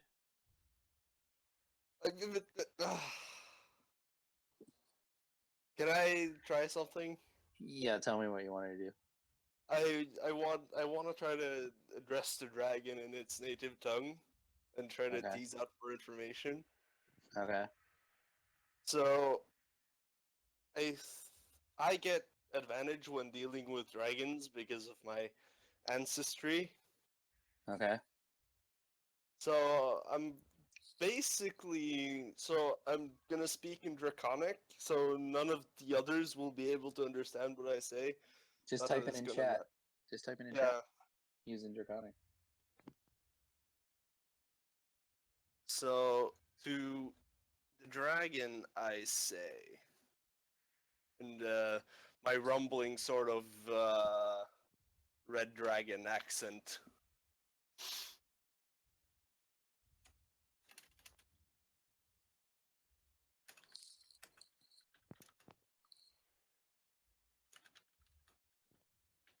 And this was only the second day. Yeah, this is the second day.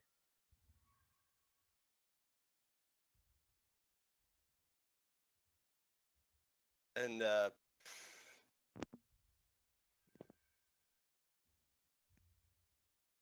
dragon did not fly away at all.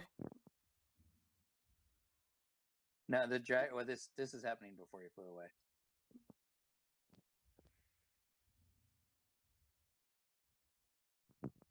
Okay. I'm just responding. Hold on. Yeah. Just wondering if I'd get any comment on what I said before. Did you say that to the dragon? Yeah. Okay. No, Beldak, did you say that to the dragon? Yeah, I said I that thought you before. No, I said that before about how much wealth, because I can imagine a lot, you know, and then I'm just hiding behind the railing again. Okay, How so much wealth? when you say that Beldak, she first responds in Draconic, and then she corrects herself, and she's like, she looks at you to see if you understand, and realizing that you don't understand her, she's like, "You foolish little mind. Believe me, it is more than you can imagine. Don't be coy with me." Now I understand this, so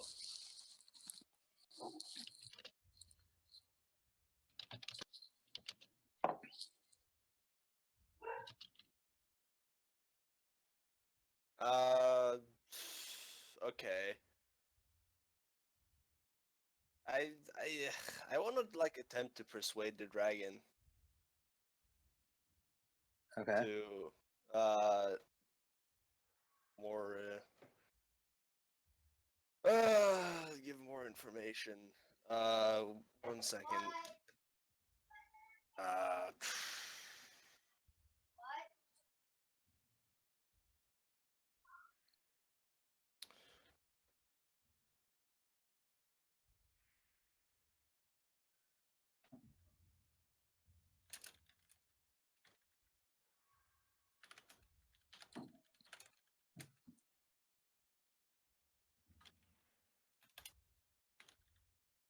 Why is there no language as thieves can? So I could write in that instead.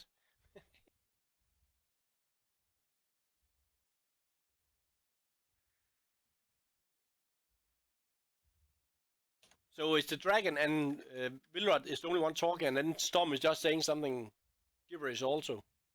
Or is he talking to the dragon also, it looks like? Yeah, it looks like he was talking to the dragon. and I'll roll a persuasion. Okay. Oh, with advantage, of course. Derp.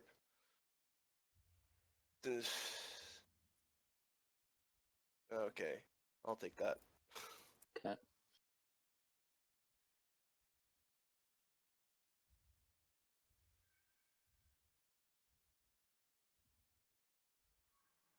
When one speaks to dragons, one must defer with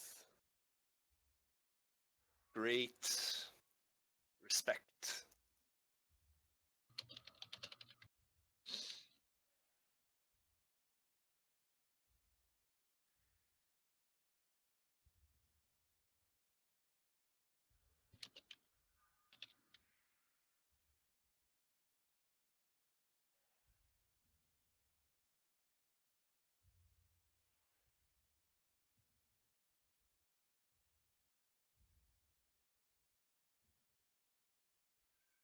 What is the captain doing when all this chit chat God is damn going it. on? Fucking cryptic ass dragons.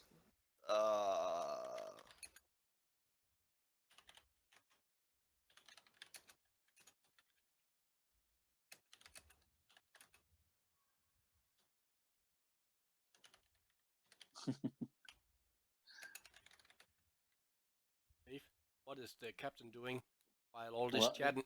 hold on. I heard you. Just give me a minute. I can't do that many things at once.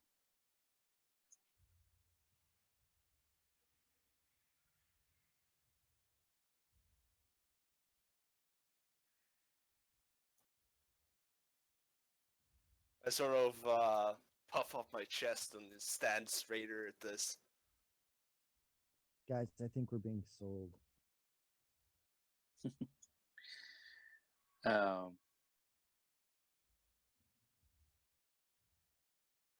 The captain, right now, she's having her crew stand by. Since it seems like you guys are dealing with it, she's kind of deferring to Sturm and Villaroth, who seem to be communicating with the dragon. So as Vilroth is communicating more, I would I would turn to the crew and just give them the assurance that it's okay, that as soon as just hold by for basically letting people know not to attack or anything like that.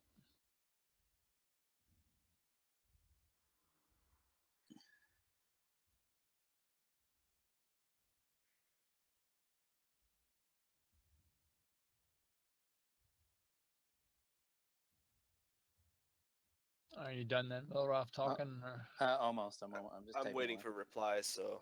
Oh, I'm sorry. Yeah, it could be very nice if we could see when people are typing, like you can on Discord, saying below who's typing, so we know the GM is typing, or so we know something is going on.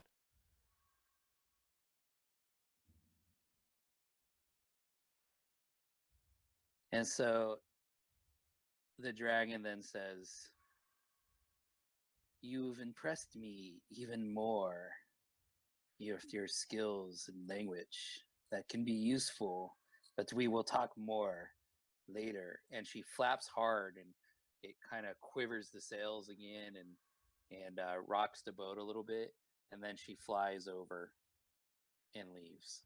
And as she's leaving, "Soon we finish this conversation in the deep wood." So it looks like this might be something we might want to definitely look into, because then I would nod at Vilroth and so he can probably explain more depth. But it looks like they're, at least it appears that they're not bad.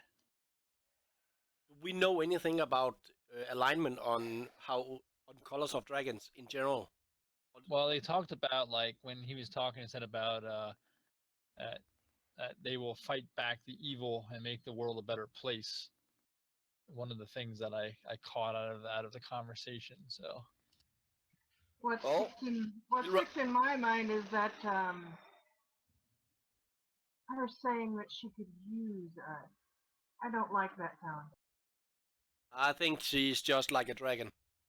They use everybody. I think now we need to be cautious, but if Villeroth could be allowed to sort of explain the antics of dragons in general, because he knows a bit about that, quite a bit. Yeah, and also try to see if you can, if you want to, please tell us what you talked about all this time. Well, the dragon basically wants to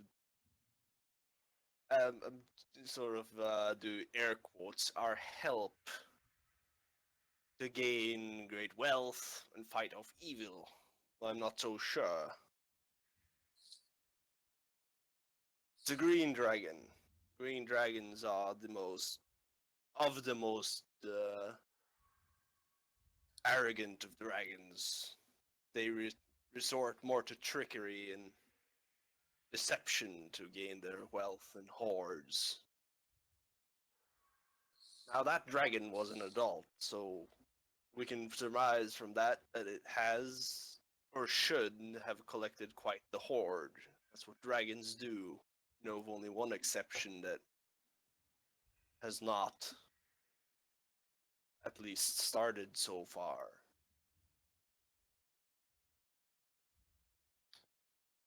I'm not sure of the dragon's intentions. Wants to meet us in the deep wood to talk more soon. As he or she, could I tell? Yeah, you would probably get a sense that it was a she, and Midori. Yeah, okay. Yes, she wants to speak more in the deep wood. Of her intentions, I do not know, but they would quite likely be more malign than good. But what did you talk about to her right now? Well, that's it. Didn't say much more.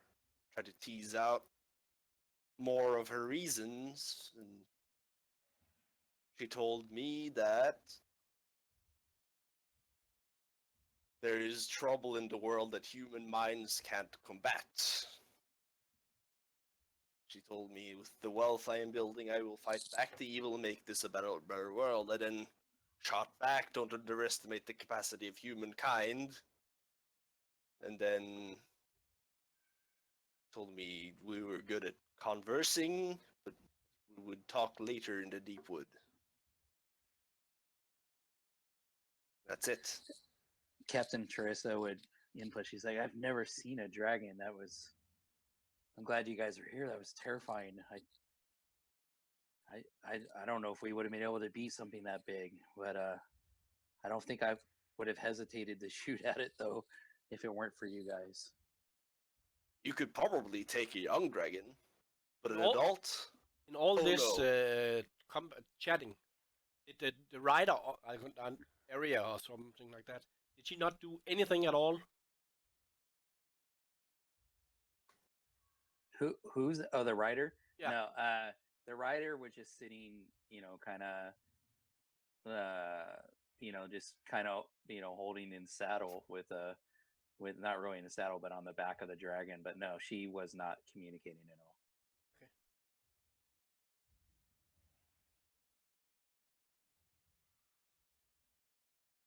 Well, that was quite the excitement for the day.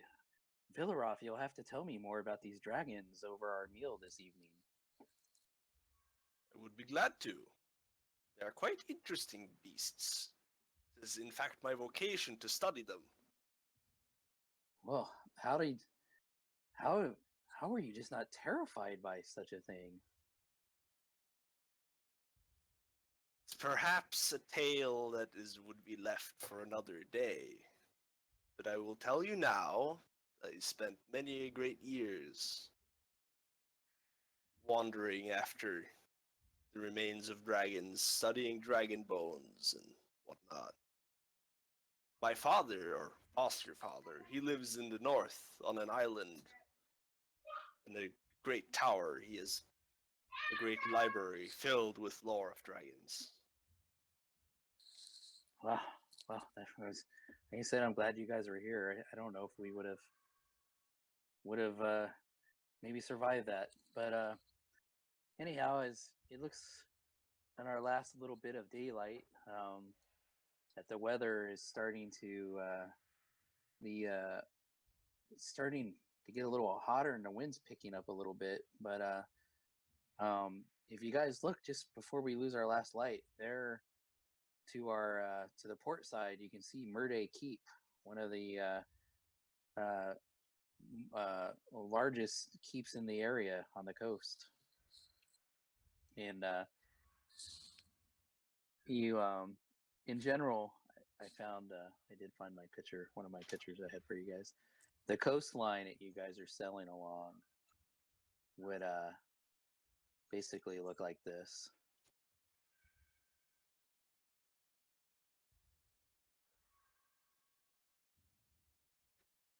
Did you guys see it, or did I shut it down too quick?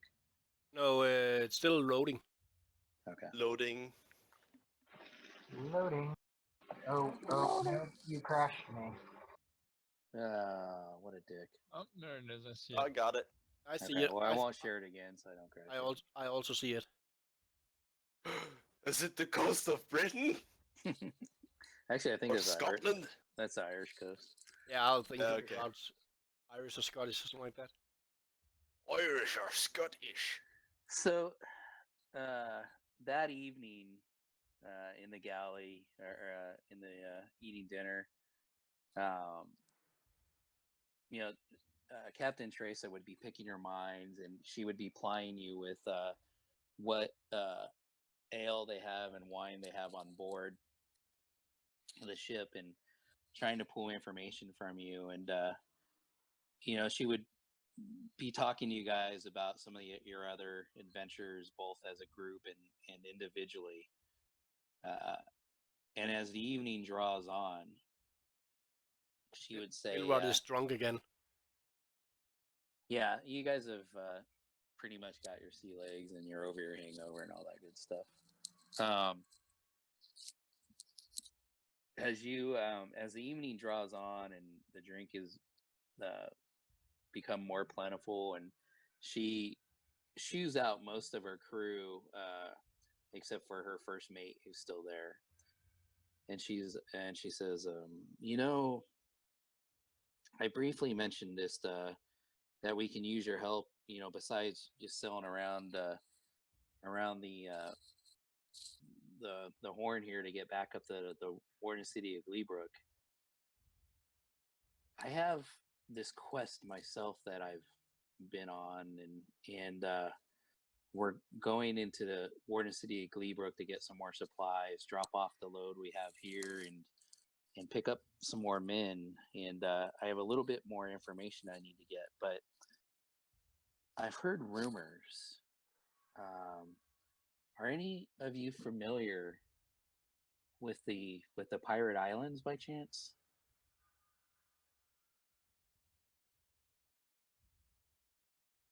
And she looks, and I guess none of you yet. She goes, well, there's some of the best sailors in probably all of the world sail that area. A lot of them are, well, shall we say, probably not out for the good of others.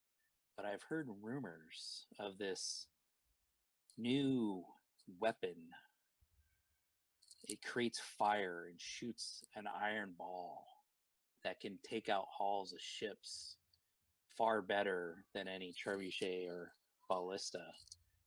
And I've only got a little, I've heard a couple of rumors, and I've never seen it in action, but I've been told of what it can do. And I want to go. I've got wind of it. It's in one of the southern islands of the Pirate Islands. That there's somebody there who can make this powder that flashes, and I'm looking for somebody who would be interested in going in there and trying to acquire this recipe and maybe whatever types of weapons they have to acquire them. It could be very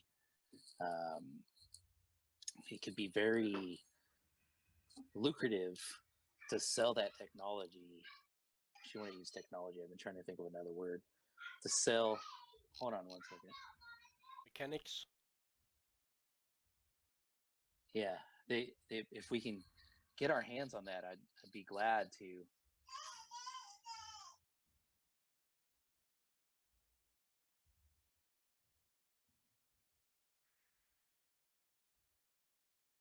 Sorry, no interruption. I'd be glad to split, with you guys and my crew. Of course, we'll have to come up with a ratio. But if you're interested in trying to help us out with that, that's our next stop after the Warden City of Gleebrook.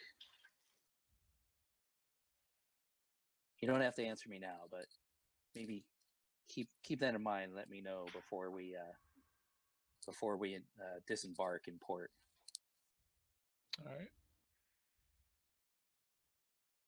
And with that, you guys head to your berthing and sleep the night away. And the next morning, let's see how our weather turns out. We still have some light wind, and the temperature as you come around the horn seems to be changing quite a bit. Where it was hot yesterday in the morning, it's like seems cooler than usual. And a little bit foggier than the other day, and just the weather in general has kind of turned a little bit. The sea's slightly rougher.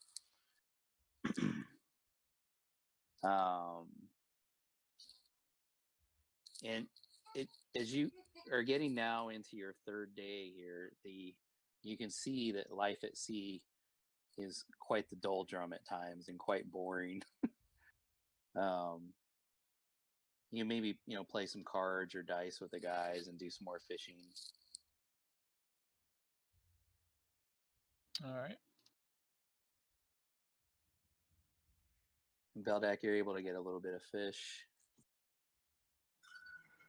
And why don't we, before we head into this next part, why don't we go ahead and take like a what kind of break do you guys need? Like a 5-minute break or? Yeah. Sure. Okay, why don't we do that and then we'll come back and get into this next bit here. Alrighty.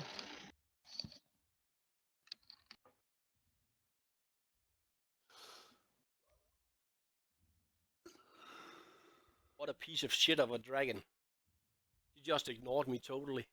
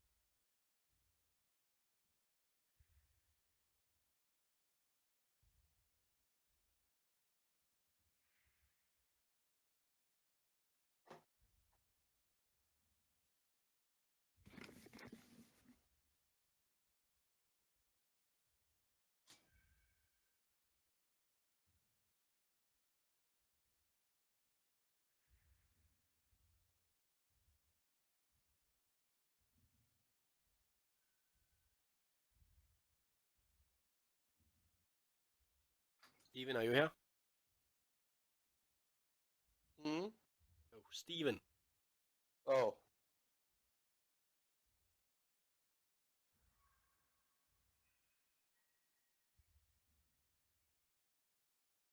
Sorry, I'm on push to talk. What's up? No worries. You said this will be the same next 4 weeks more? We will see what happens with my computer. Oh, okay. So I need to order a graphics card because my graphics card failed. Okay. Need to buy a huge one or just any graphic cards? Well, I think I probably need a huge one because I play games. But Okay. So you want the 1080 Ti? yeah, something. We'll see.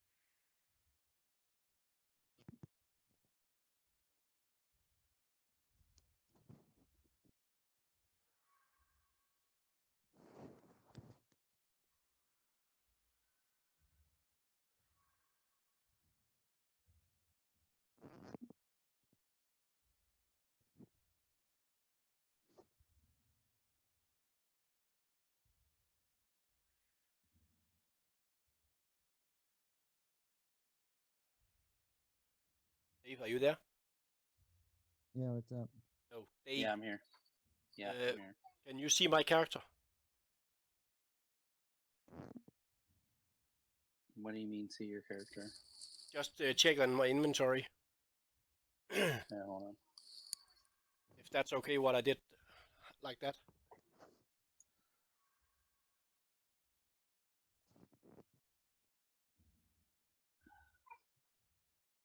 I am not quite sure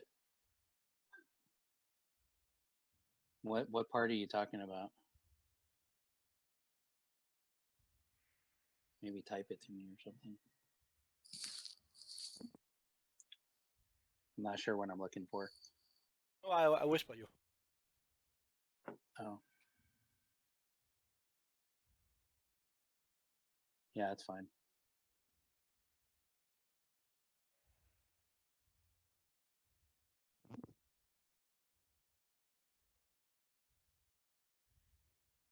What did we say the rate was on that? 2%, and then I tried to get it down to 1%. Okay. So go ahead and just calculate close to that and deduct it. Yeah, I will. I'll just talk to you easier after when we're done. How it's going to work. Or another day. No worries.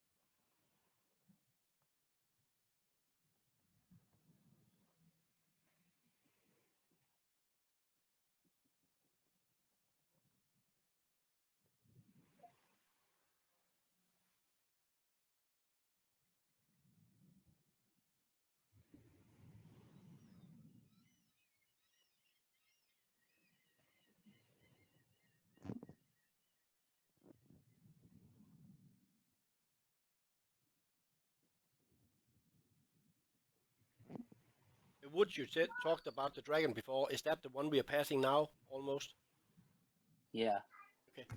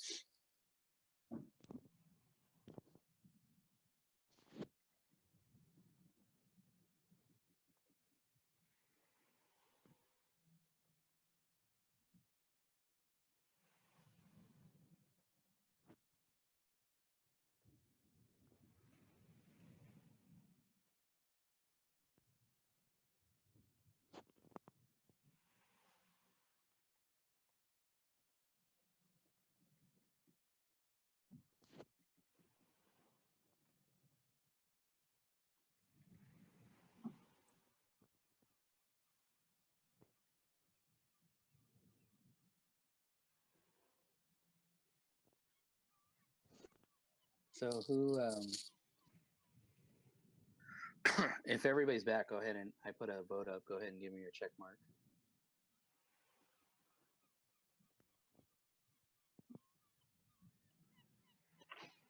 But we are still waiting on Morisari to return. Okay.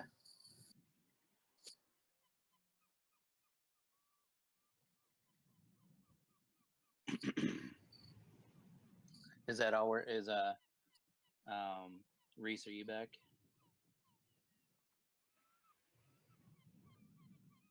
How about you, Steven? Are you back? Yeah, I'm here. Can you hear me? Yep. So I think we're just waiting for Elle and Reese.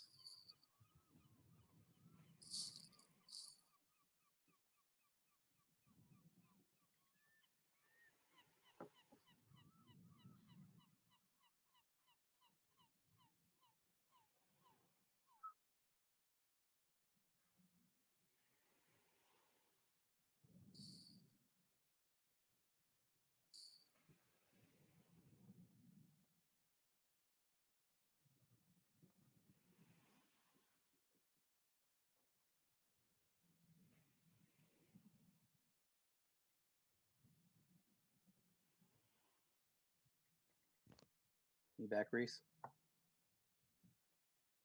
Okay, so it looks like everybody's back. So, like I said, the fog is heavier in this morning, and the air is much cooler. The waves are a little bit choppier this morning. Fishing's probably not going to happen today. The the rest of the night last night was pretty uneventful. But as you have all basically taken your standard day cruise positions,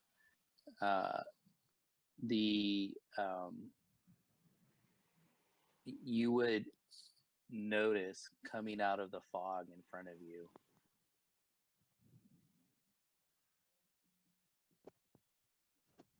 Beldaxian ready to climb up, but the guy who's up in the cat's yells out that he sees something off the bow coming out of the fog,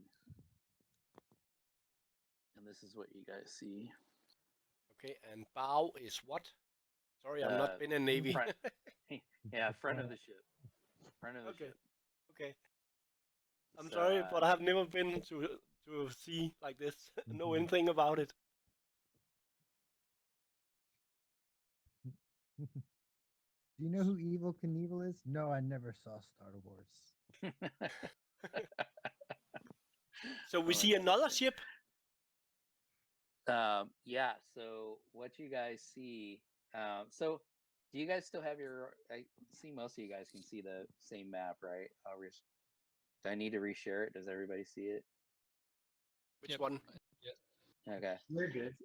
So you see that coming out of a fog, you see a ship ahead of you that is at full sail, and it's still quite a ways away from you, but it's coming towards you. And Captain Treza breaks out her telescope, and she looks, and as she's looking, the ship in front of you starts hoisting their Jolly Rogers, which is their pirate flag. So they start, and she sounds battle stations.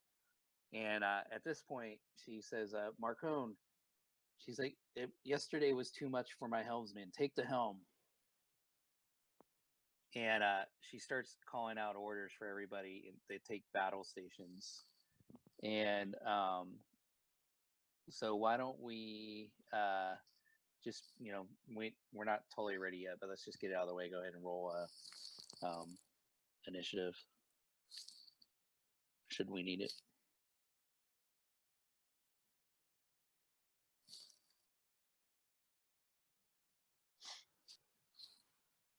Well, I guess we know who goes last.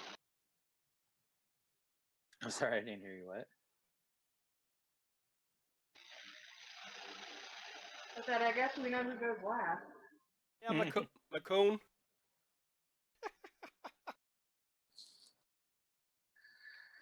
All right, so everybody's been sounded to battle stations, and the ship in front takes a little bit of an oblique turn, and moves forward a little bit, like this, and Captain Treza looks at Marcone and she says, "I want you.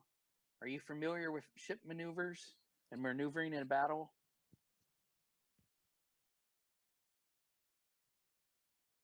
Marcone. Yeah, what's going on? Sorry, am I maneuvering ships in battle? Yeah, yeah. Are you familiar with sea tactics of battle and maneuvering the ship? Let me consult my god. God, am I familiar with sea tactics in battle? So, she's well, okay. So, yeah. I mean, you generally are, but she's gonna say, My god says yes. she says, "All right, well, bring us alongside in case we have to volley at the ship."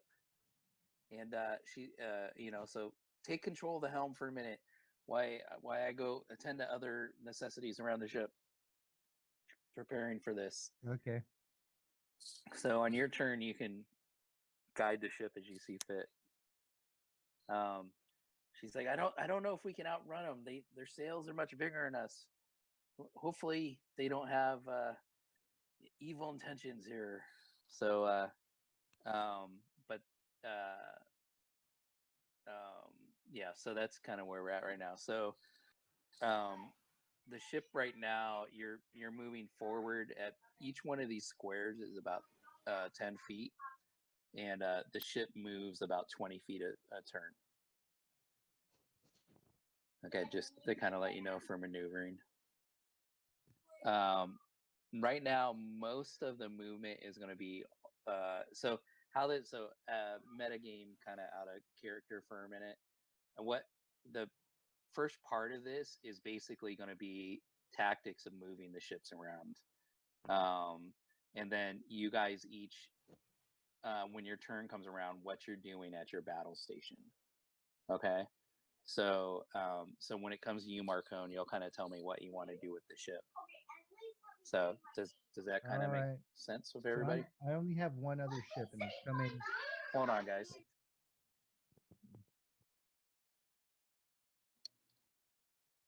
You want me to zoom in on the stream or something like that? Go on. No, you're good.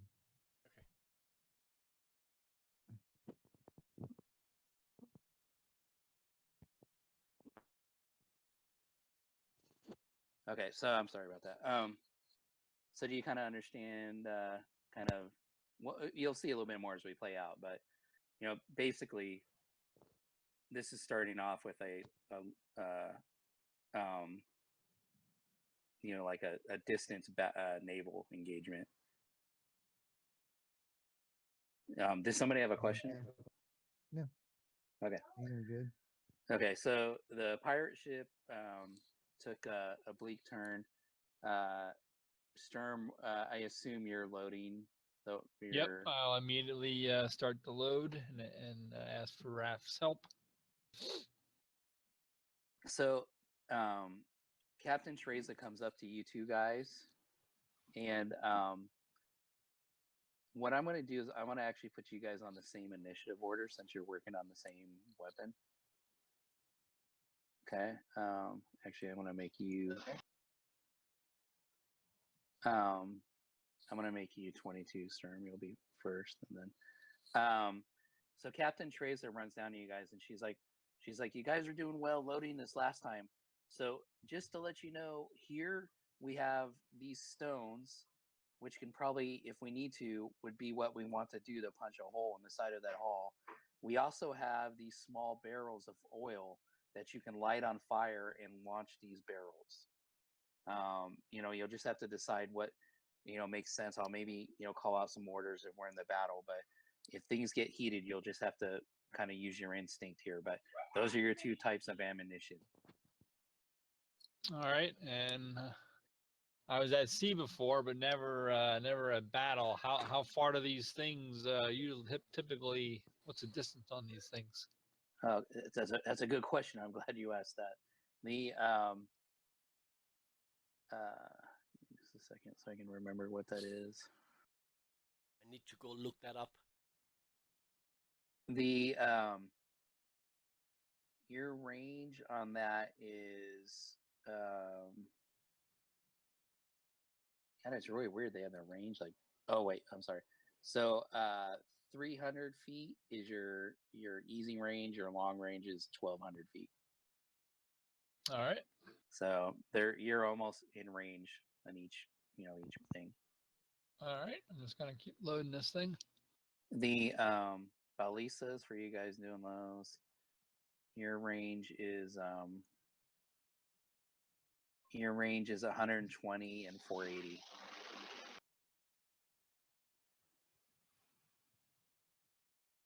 Okay. So you're loading. Raph, I assume you're helping out as well.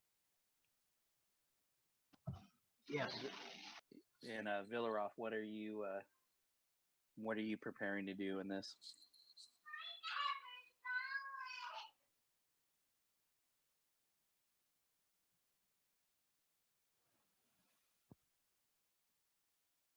Villaroff? Sorry, microphone was muted. I'm gonna prepare a fireball spell. I have a range of 150 feet, so I'm gonna prepare it for if, and probably inevitably they will attack. So whenever I get in range for the fireball, I will fire and try to blow them to bits and pieces and set the ship on fire. That's my plan. All right, thanks. Perfect. And Beldak, what are you? You're on one of the forward ballistas? Yeah, I think so. So I'll just load Okay. that. Yeah, I think it was loaded already. Since before for the dragon, correct? Yeah, they probably wouldn't leave that loaded, so you probably need to redo that. You wouldn't want to leave that tension on it like for 12 hours. So you'll probably spend this round reloading. Okay, I'm doing that then. Okay. The so the ship is going to move forward a little bit more, and as they do that, the you see coming from them a flaming object launches from midship towards your guys' ship.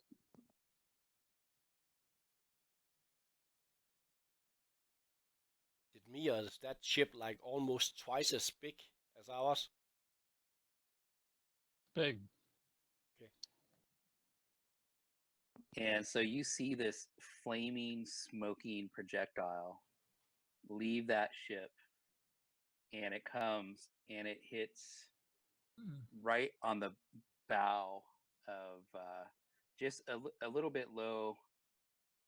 Whoever's turning the ship, don't turn it. It hits just on the bow of the ship, below the edge. So like Beldak, you can see it coming, and you're able to duck down behind the cover of the edge of the ship. And it does. So it hits and kind of explodes in a fiery mess. And so like the side of the ship is covered in this flaming oil on the front right now, of your ship. On the right front bow is hit with this flaming liquid.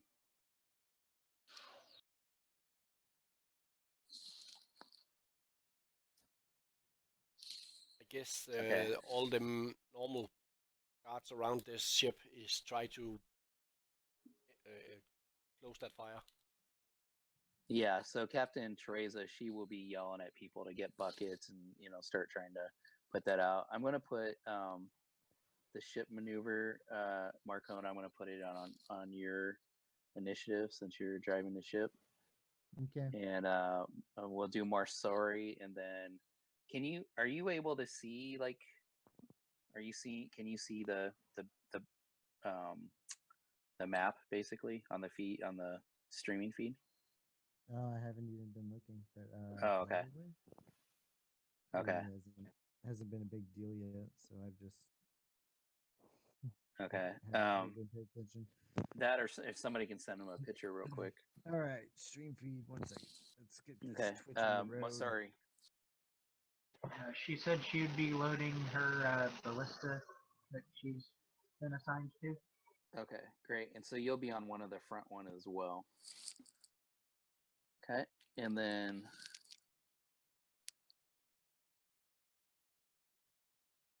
this is your time to shine, Marcone, and maneuvering a ship. Okay. Which And ship are we? so you're on the southern ship that's heading Okay. north.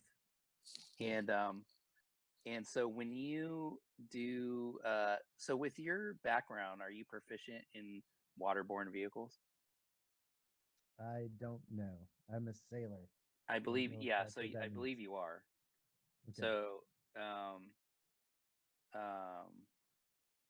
So what skill would so that would be hey Yes. Reese, what skill do you use for like vehicle movement or stuff like that? Animal handling. No, I don't know. Survival. He has a skill feature called ship passage. I don't know if that's the one you're talking about. Safe passage. Yeah, that's the one. Oh, I can, ship like, ship get on passage. ships. Yeah. Let me That's look. the thing. Like I can find travel on ships. That's like if I was a pilot for an airline. Yeah, it's saying that you might sail on the ship you served on as another ship you have good relations with. Okay, well let's say you're so it's going to be wisdom based. Probably I would guess the skill would probably be wisdom based. And so your wisdom is you have a +4, and then you would be proficient in it. So you'll have +6. So you can be rolling a d20 with +6 to so when you do a maneuver, you'll want to roll wisdom +6 to see if you pull that maneuver off. He has proficiency in perception also, and that's wisdom also, and that's a +7, just so you know. On Marcone? Yeah. Oh wait, yeah, sorry. Oh yeah, sorry, you're +3 proficiency. So yeah, so it'd be +7. So yeah, so you would be a d20 +7 on for your maneuvers. Okay. So like when you say maneuvers, like basically turning I'm the just... ship, or whatever. Okay. All right. Okay. So where are the items that where are those the ballistas and the trebuchets? So you have 2 ballistas fore and aft, and then the trebuchet is midship. Okay. I'm going to turn the ship at a 45-degree angles for a collision course. So towards them? Yeah. Okay. So the fire to trebuchet, because of the sails, you probably need to be firing off the side of the ship, just to let you know. So like when they're ready, so they'll have to yell to you when they're ready. Yeah. You'll probably have to turn the ship. But yeah, so right now, are they going to be ready next turn, or are they going to be ready? They need to aim this turn, and then they'll fire next turn. Okay, bam. So yeah, that's okay. right. Okay. So no, you're gonna turn... the ballistas can shoot now on our turn, correct? Yeah. Yes. Okay, so you're so you want to turn 45-degree angle in towards them. 45-degree angle in towards the course, like an intercept course. It's like perpendicular to the course that they're going to be taking. Okay. Does that make sense? Okay, and then I'll move you up a couple squares. Okay. And so roll your, so go ahead and roll for him, Beldek. That's the fun part. You say +7? Yeah, +7.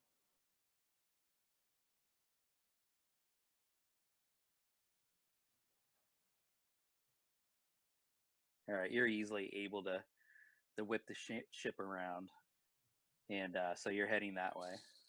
Why the fuck can I not roll that good when I'm rolling? All right, so Because you don't Sturm, believe. Sturm and Raph, it's back to you guys. All right, so then I'll spend my time aiming this thing towards the ship. Okay. And Raph, I assume you're doing the same thing. Yep. And Villaroff, you're same type of thing with the spell. Yeah. How far away are we? You guys are probably 1 square was 10 feet, correct? yeah. Here, let me I'm just gonna move this for a minute. Move the order thing for a minute so I can kind of. You guys are about 105 feet apart right now. Okay, I can. No, that's with a 5-foot square though. Oh yeah. So yeah, you're and actually it's only going to the edge of the thing. You're actually probably about 250 feet away. 250. Damn. Ah, shit. Right. And you guys on the trebuchets too. That once you're within 60 feet, you're too short to fire it. No. No, that would be pointless. I'm just going to hold my my fireball. It's like a hovering ball of fire in my hand right now, as I'm waiting for the opportunity to throw it. Okay. There's nothing else I can do. Okay. Let me see. I want to see if I can share the trebuchet with you guys, or the ballistas with you guys. Can I share this? Yeah, because I'm shooting now. That'd be Yeah, nice. I know. Hold on. Yeah. Big ass crossbow.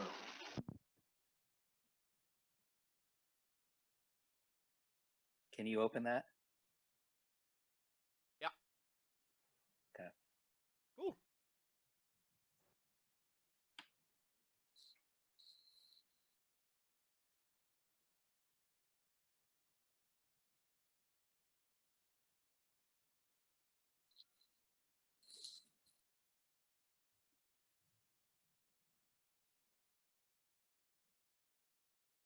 But it don't look like I can target the ship somehow. Just go ahead and roll it, and then I'll Okay. just okay. go ahead and roll the attack. This is something new, the whole naval battle thing. I haven't tried before, so we'll have to play through it a little bit.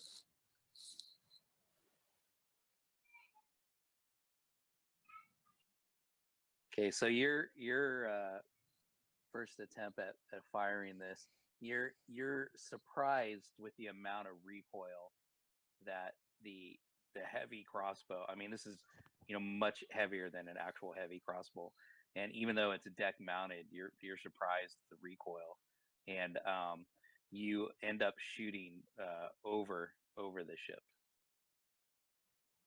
Hey, I know. It was my turn rolling, so I'll just reload again. Okay, so yeah, your next turn will be reloading. Okay,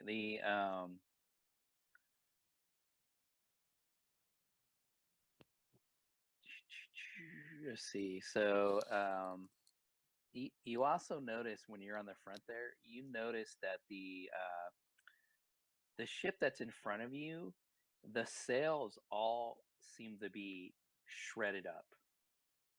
They're not whole sails. They're like fragments of the sails flapping in the wind, but it still seems to be moving forward. And if you look even closer, you'll notice that the hull seems to have a bunch of holes in it anyhow, and you'd be kind of surprised, like, how is this ship even floating? Captain, And can I borrow that scope you have? she'll hand it to you. She's up there helping you guys learn to fire these weapons. And I'm trying to just see in this between all this if I can see any movement on the ship, like persons, whatever. Because it looks like a dead ship. What you're saying, correct? Yeah. Right now with the fog, you can't really. You can see figures moving, but you can't really make out details.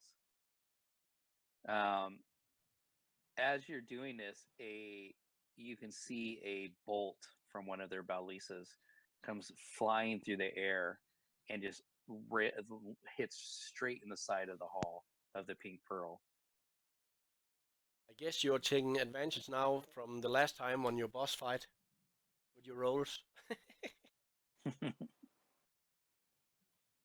And it does 15 points of damage to the Pink Pearl. And so Captain Teresa starts yelling out to her crew members, "We're taking on water on the port side. Plug that hole."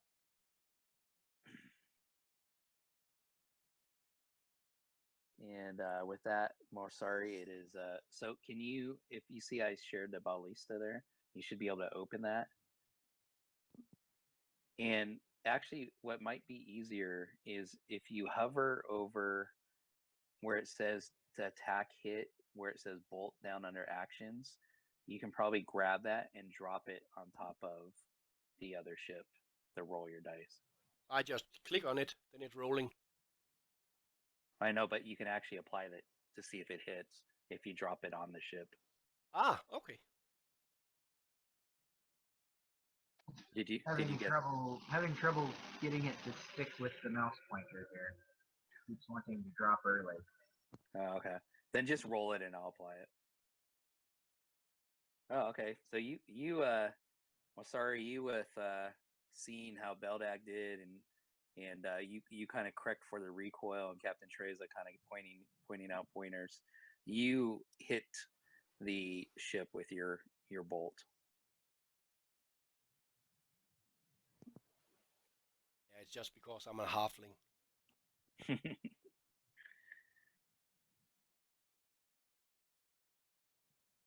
And so you see your bolt hit the side of the ship, and it seems to you can maybe see a little bit of splintering of the wood, but it doesn't really seem to have a whole lot of effect. In fact, you see it just bury itself into the hull, and you notice like the one it hit your ship is stuck in the side of the ship. This one seems to be absorbed into that other ship. There's something unnatural about that ship.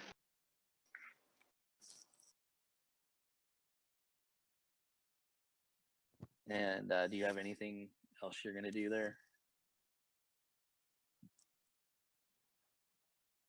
Marcone, you're up next if you want to start planning your maneuver.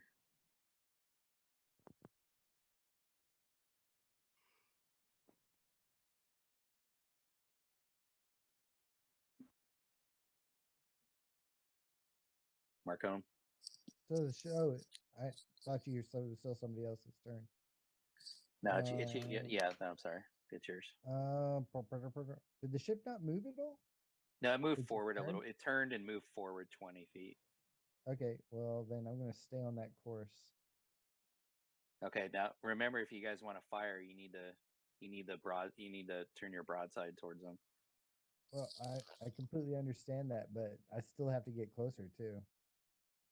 Well, No, you're you in don't. range. You're in range right now. Oh, I do? Yeah. I am? Yeah. But I have to go broadside? Except, Yeah, because if you shoot forward, you would hit your sails. Can I go make a U somehow? Well, you have 20 feet of movement, so you can probably turn with each turn like 45 degrees. So, yeah. so And then you I can want to probably run parallel to them. Okay. So you want to keep coming to the right, like another No, 45 I'll degrees. go opposite their direction, but parallel to them. Okay, so you want to actually turn like 90 degrees to the left. Yes. Okay. Whoever's turning the ship. I think it's like this. Yeah, I understand. But let me turn the ship, please. Yeah. Okay, so go ahead and roll. Satanic ship. We're stuck in a maelstrom. Go ahead and roll, Beldak. For him. Oh, shit.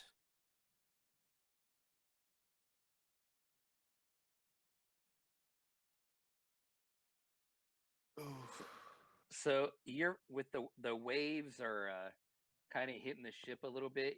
You're only able to get it like 45 degrees in that turn, and you move forward. So you're not quite in position to fire on them yet. Somebody wants to take over. Like, well, sorry, can you control Marcone, because you're rolling good almost every time.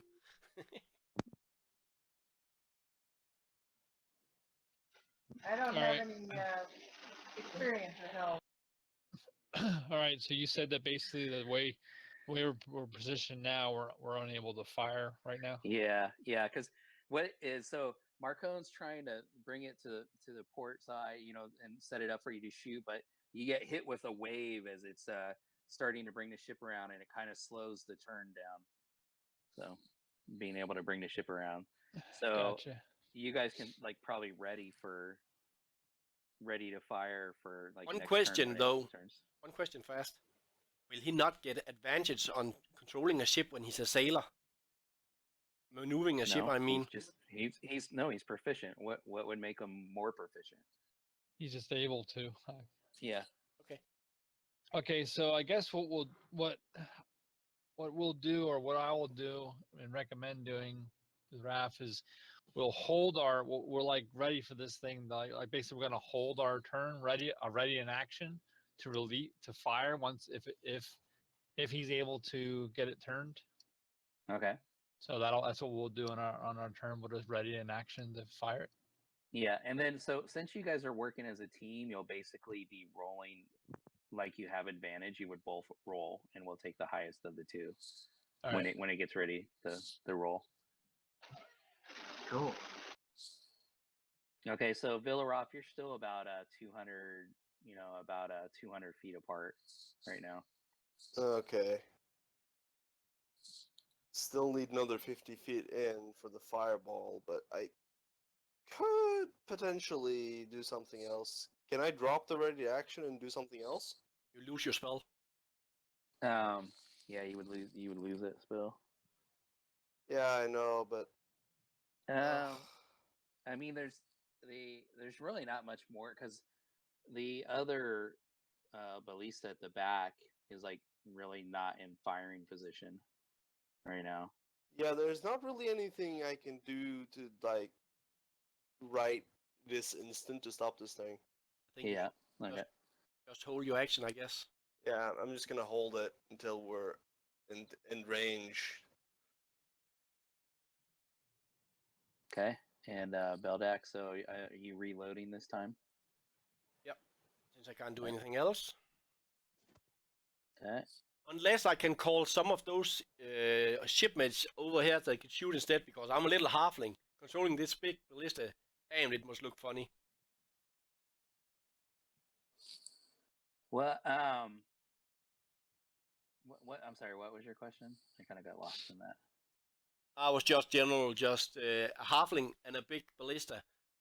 That must be funny to look at, so I'm just saying maybe there was a shipment, yeah, instead that could control this, and I just use it.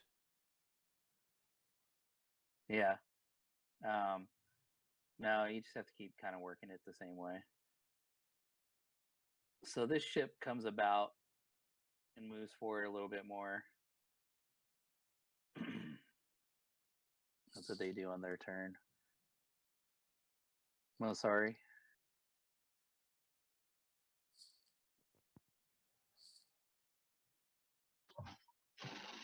I wouldn't happen to be in bow range, would I?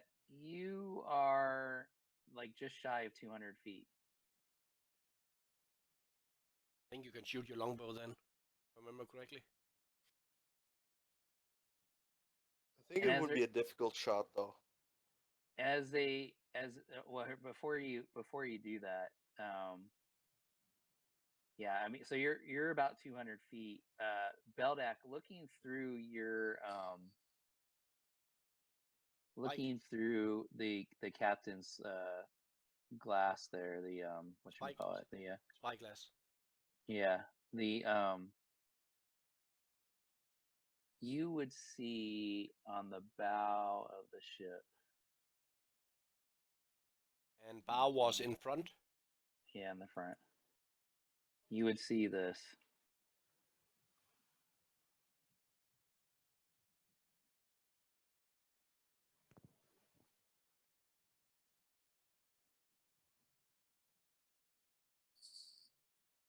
So are you only sharing it to me? No, everybody will see it. But you can. But metagame wise, they don't really see Okay. it. Then I'll just yell out, "Undead!"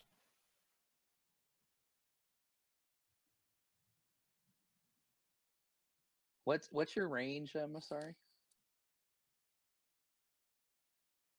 She's looking it up. I mean, technically, I think you could. You. She's a longbow. Yeah, she's got a longbow. I so can tell you, a you're, crossbow is 80/320. Okay, So it's 150, 600, but you don't have any disadvantage, right? Because of your one of the feats you have. Sharpshooter. What's that? She has sharpshooter, so she does not take disadvantage at Yeah. long range. Yeah, so you're in range. James, you They can. have oil over there by the trebuchet, right? I'm sorry, say that again. They have oil by the trebuchet? Yes. I want to dip one of my arrows in it. Okay, so you would need to take your action this turn to go do that. Right. Okay, that's fine. Okay, Marcone. Are you going to keep coming about the way you were before? Indeed, I am. Okay, so go ahead and roll for him again, whoever's rolling. Whoop, rolling. I'm not.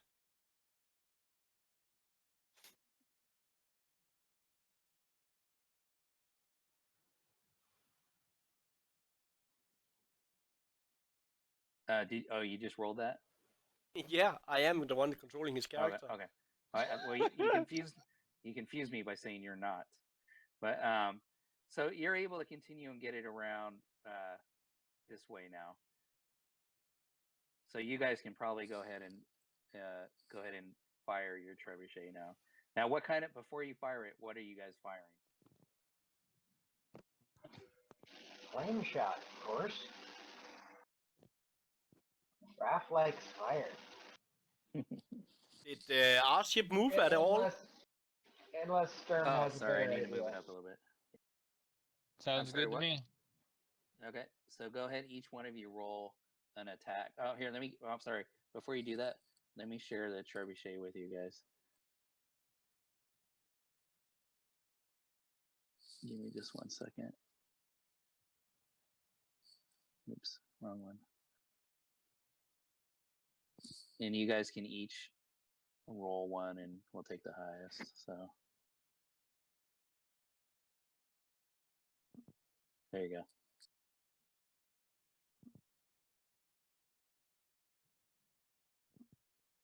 Now the damage is a little different. So with the flaming shot, so don't use the damage on that weapon. And go ahead and roll. Yep. So you guys shoot this this flaming oil barrel, and it comes up short.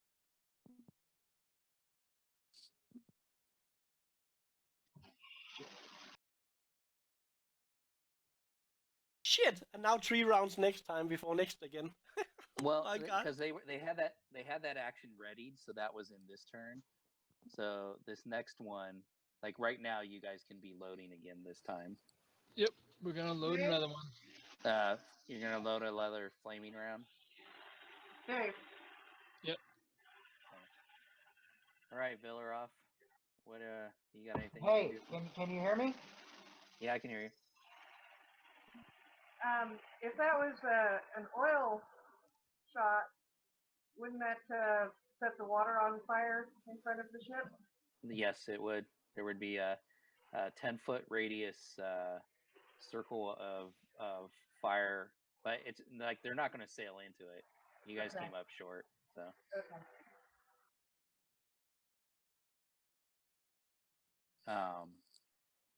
Okay, so Villaroff. Yeah. How let me far am I in yeah. range now? let me see how far you guys are now. You're about 160 feet. God damn it, 10 feet off. Yeah, I got a range of 150 at max with fireball. Okay. Yeah, but remember, it's a 20-foot radius, so if you put that, at the edge of your range, you can still hit a good chunk of the ship. But it's not better to use it next time instead. Yeah, I prefer to get the solid hit.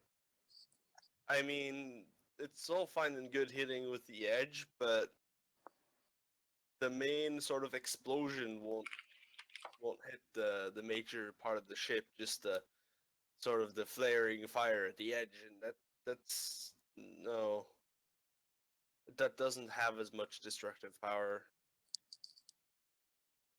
If I get the whole thing and set it on fire, that would be awesome, but I'm not so sure. We'll see though.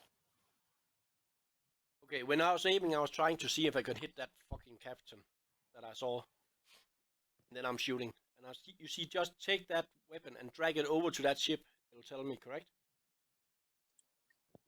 Yeah, take the attack and drag it on top of the ship. Okay.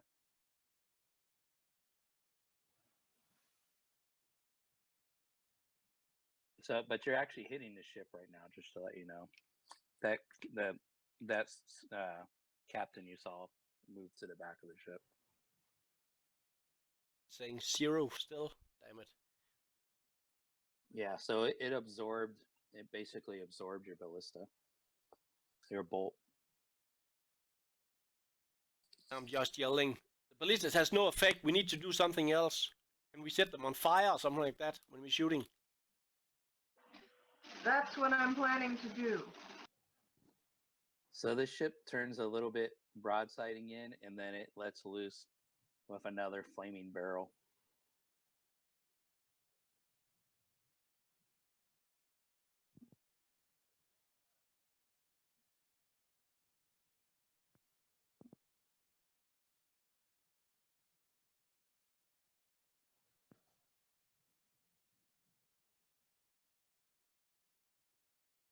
And their flaming barrel hits in the water, beside the ship, not doing any damage.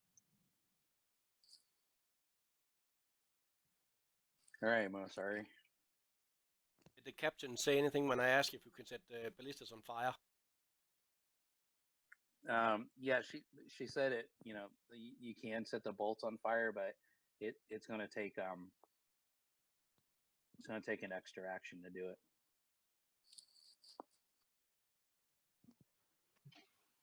All right, I'm ready to send a flaming arrow headed their direction. All right. Now at this range, you're having you don't see the captain, but you can see a couple of the crew members on the side of the ship routing it up. And I'm actually aiming for the rigging. okay.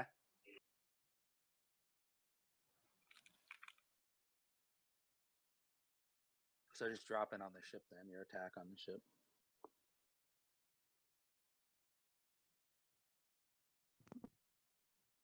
And you hit right into one of the fragments of the sail.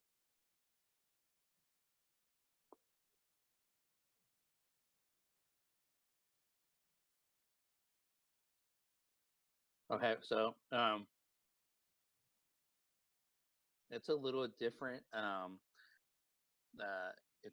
This is a little different than your actual damage because it's on fire. You do catch one of the sails on fire, and it's one of the fragments. It's burning up that fragment of the sail quite quickly.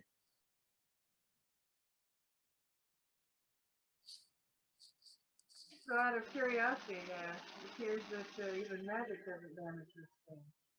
Well, like I said, ignore that damage. Ignore that because you're firing a flaming bolt. This is not registering it as that. It's just registering it as a piercing damage instead of flame damage. So you do notice that it does catch on fire, and out of game it does do some damage. Out of character. Okay.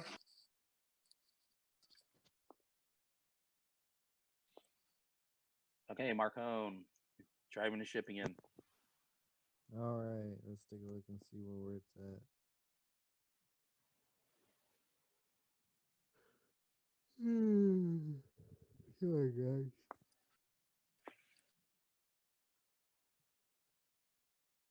Nope, it disconnected me.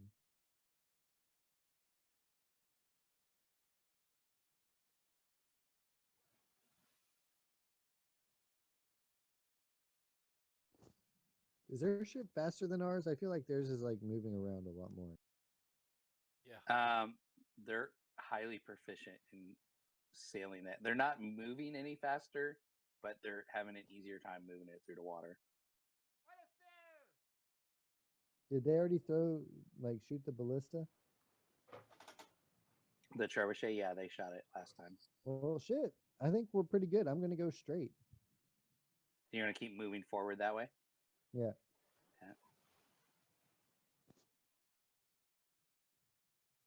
All right. Is Vilrath not in range now? Villaroth is in range.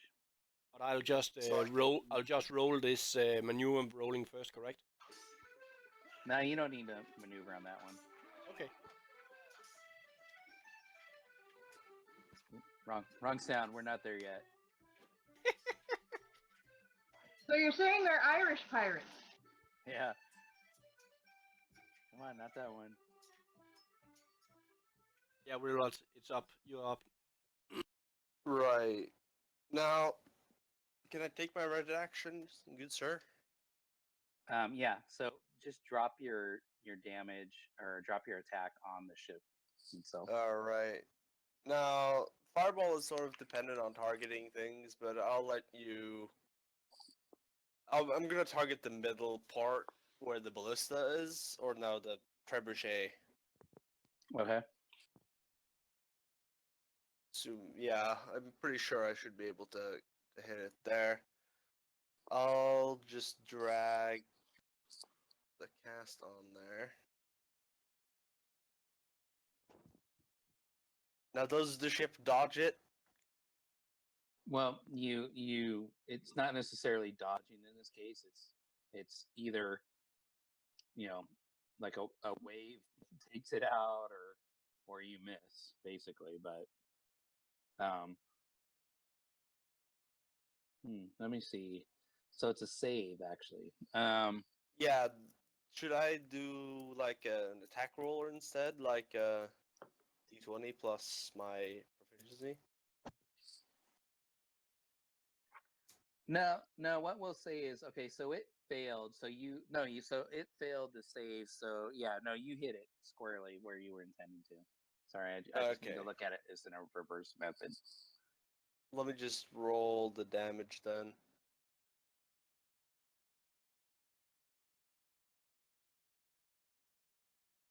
Okay, Now, so, did I hit where I aimed, like in sort of the middle point around the trebuchet?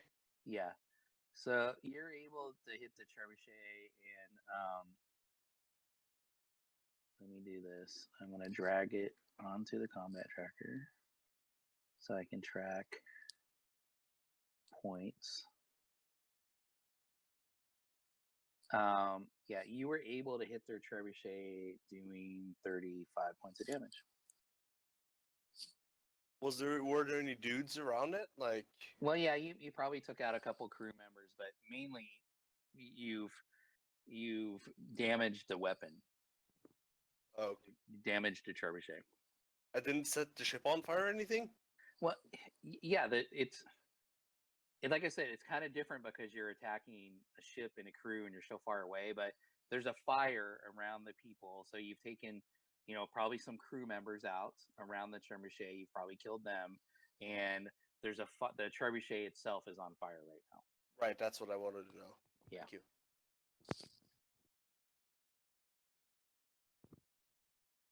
Okay. Beldak, it's your turn. Nope. It is the Pink Pearl's turn. Oh, sorry. It's Storm's or the Devil because Vilrod just taking his turn as. Oh yeah. You're right. Sorry. So yeah. So Sturm. So you guys last time were loading. This time you're aiming. Yep. So aim. Okay. And Villaroth, it comes back to you again. Okay. God. Now, I could,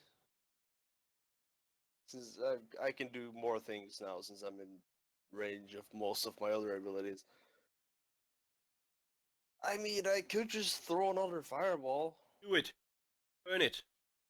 If it looks like it's had any effect on it. Yeah, I think I'm just gonna throw more fireballs. I can like throw 2 more at most, but yeah. Now, can I target the ship itself? Yeah, of course. Yeah. I mean, that's it's kind of hard to target people. You know, the ship's rocking and your ship's a little bit out, and it's easier to hit the ship. I want to see what happens if I target the ship with a fireball. So I'll just pull another one over. See if that hits or it gets like put out. So yeah, so you're able to hit the ship again. Fair enough. I'll roll 1 more damage. Okay, and I'm going to drop that on the ship. And so the ship, you hit the side of the ship, about midship again, and you can see the railing and the side of the ship is on fire there. Okay.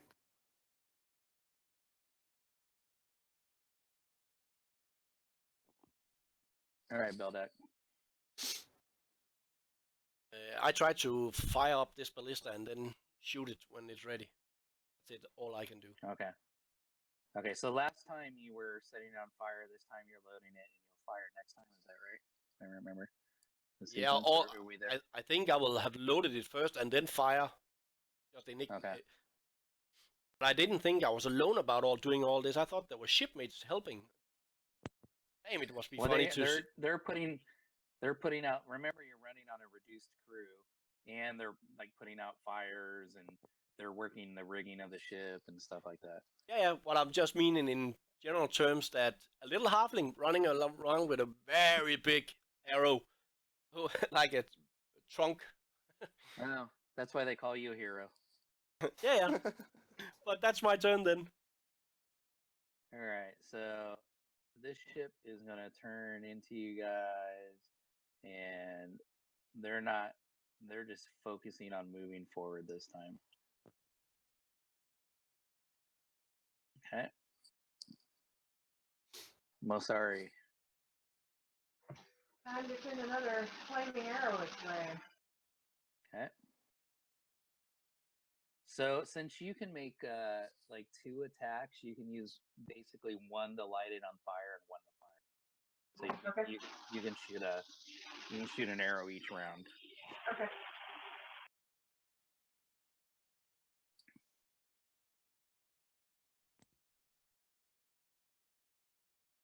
Or not.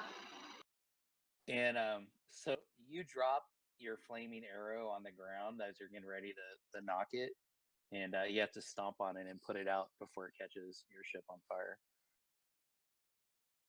Damn it. All right, Marcone. All right, let's take a look at these ships. Have they moved? That is the big question that is on everybody's mind.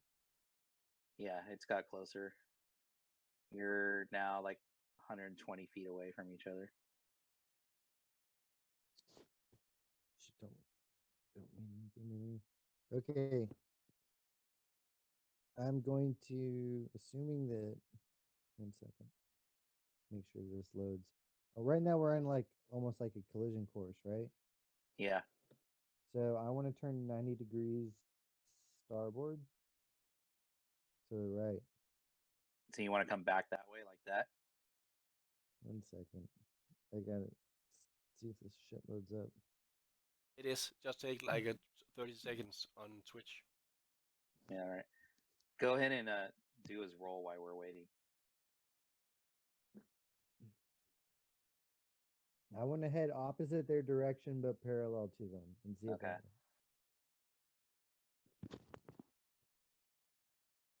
Okay, so yeah, you're able to whip the ship around the 90 degrees. And I'll move you 20 feet forward as well. Okay, so you guys are about 100 feet apart right now. When you finally see that on Twitch, you can tell me if that's what your intention was. So you turned and moved a little bit closer. And you said that they can't use the big catapults when we are 60 feet close, correct? Yeah, but we're at about 100 feet right now. That also means next time then, if they're moving, then we are moving. All right, Sturm.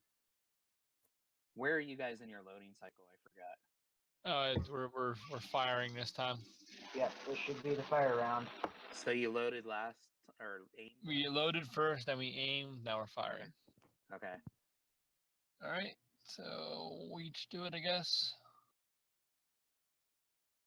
And so yeah, it looks like you guys hit with your so you sent a flaming round over this time and you hit with it.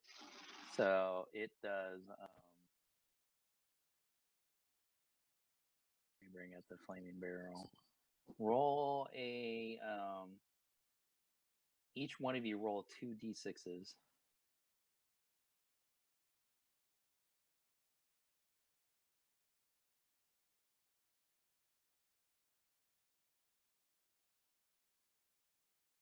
So you guys do 12, 19 points of damage, and the ship's on fire in a 10-foot section right up, middle forward. It's on fire right now.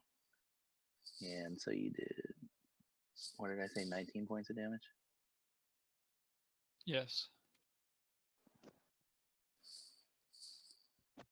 Okay. Did the ship not take fire damage from the whole round from the fireball, since it's wood? Yeah, actually, it probably would have taken some additional damage too. Thank you for bringing that up. So we'll add a little bit more to that. I wrote it in the text window. Yeah. Well, Rod, I really hope you have a lot of fireballs, because it looks you're the only one that can do much damage. I mean, yeah, I got a couple more in me, I think. I'm gonna expend my bonus action with 3 sorcery points to charge a 3rd level spell slot. Okay. Draw on my magical reserves, as it were. And I'm gonna use that charge spell slot to fire off another fireball, because that Okay. seems to be the most effective strategy right now.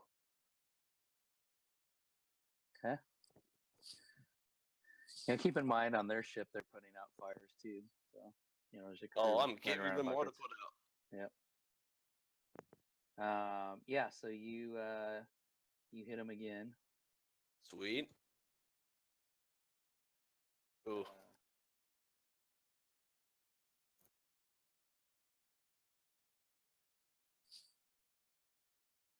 So it's heavily on blaze right now where you hit that time.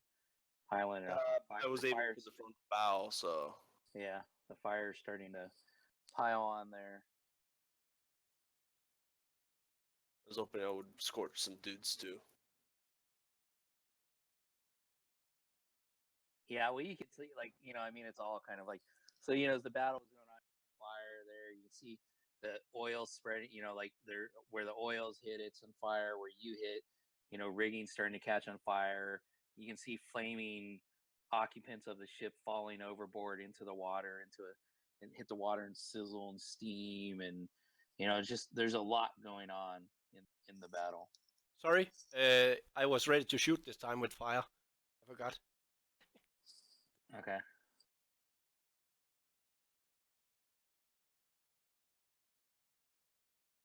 Fuck it. Then I'm done. Okay. All right. So it turns into you a little bit more and moves. They're just moving. They're not even worried about attacking right now. All right. Well, sorry.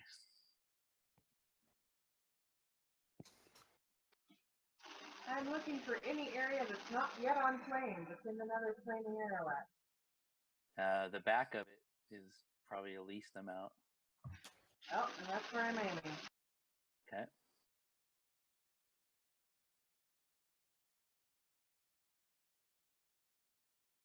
And you hit. Ignore the cannon shots. They don't actually have cannon shots. And let's see, you did 11. And you have a flaming arrow that time too, right? So you actually you do actually do damage. That 0 doesn't count. Okay. You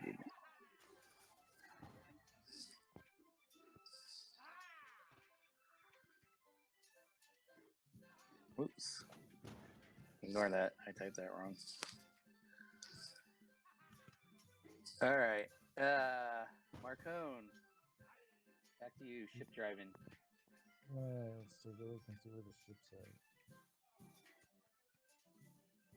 Can we move away from them so we keep a distance? Is that possible? I got the chat room.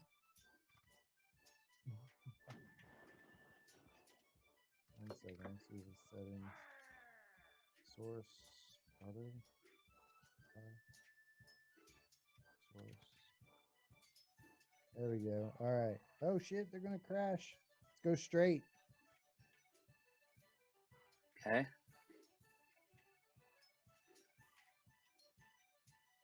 So I don't need to roll on this, correct? No, going straight's fine. No, sorry, not straight like the way we're going. I'm talking about like turn left 45 degrees. Oh, okay. Oh, chicken run. Okay, then go ahead and roll. What? No, not that way. I haven't moved yet. Hold on.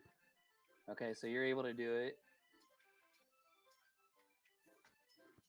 Okay, so that's what you wanted to do, what I just did.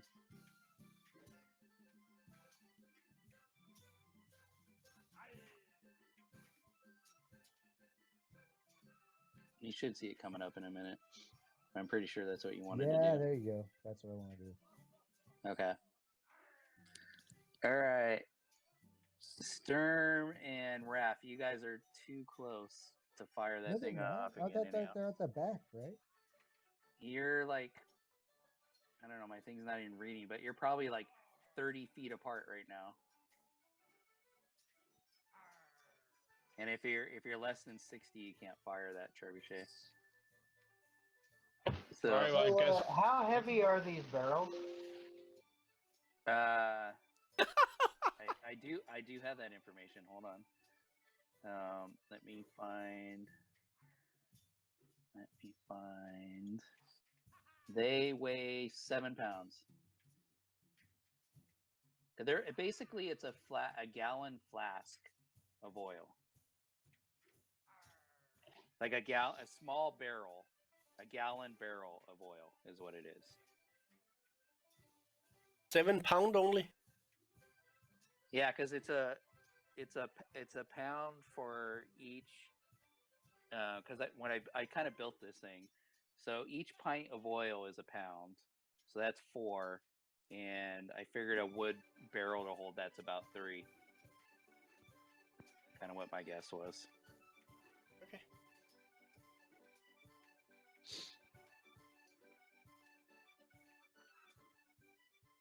all right. Well, I mean, One thing I can think of is if we're going to be thinking about going on board to the ship, or else if we're not, I mean, just be a matter of reloading and waiting until we get tactically far enough away to fire. I think they're boarding us. They're gonna Yeah. mount you. Probably best to prepare to repel boarders as opposed to. Okay, so I will say this as you guys are getting closer. Now you guys are basically 30 feet apart. You guys can see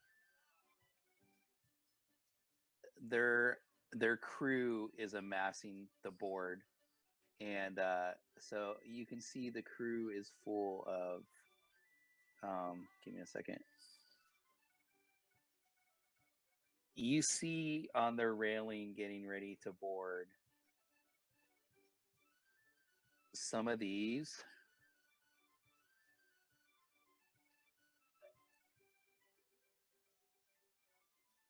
You see some of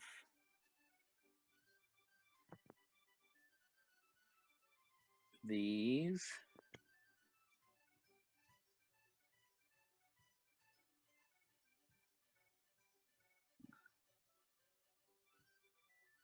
And you see one of these foaming at the mouth.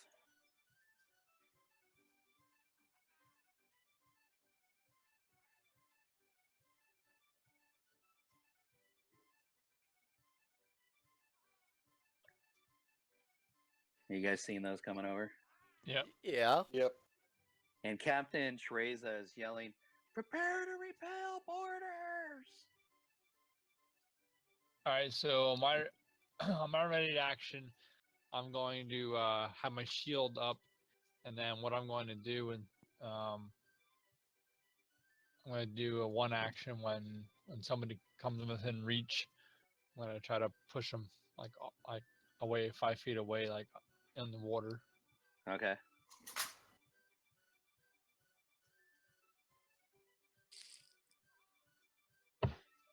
So, what sort of roll would I have to make to huck one of these barrels over there by hand?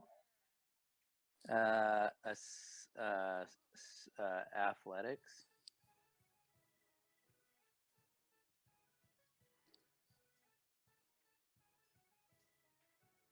Shot put.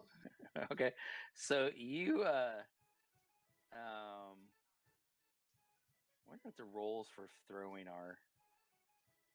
But I would think with that roll, you would be able to get that 30 feet. And you hit a couple of the skeletons in the front waiting to come over. You hit them, it breaks in the ground around them, and a couple of them catch on fire. Woohoo! We'll apply that damage. Well, you can go ahead and roll 4d6. And then make note of that. Whoever's turning the ship, please stop doing it. Sorry, I was trying to zoom in on the map. Go ahead and roll 4d6, Raph, and then keep note of what it is. Okay, keep note of your 6. All right, it's a little sad trombone-ish. Yeah.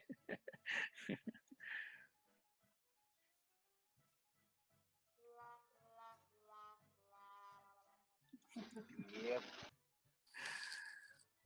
All right. Villeroff. What did you have anything you want to do, Raph? Sorry. No, because I don't really have much in the way of range. I got a little bit, but no, I'm good. Okay. Now I can see these dudes, right? Yes. So how many of them are there that I can see? Hold on for a minute. Let me.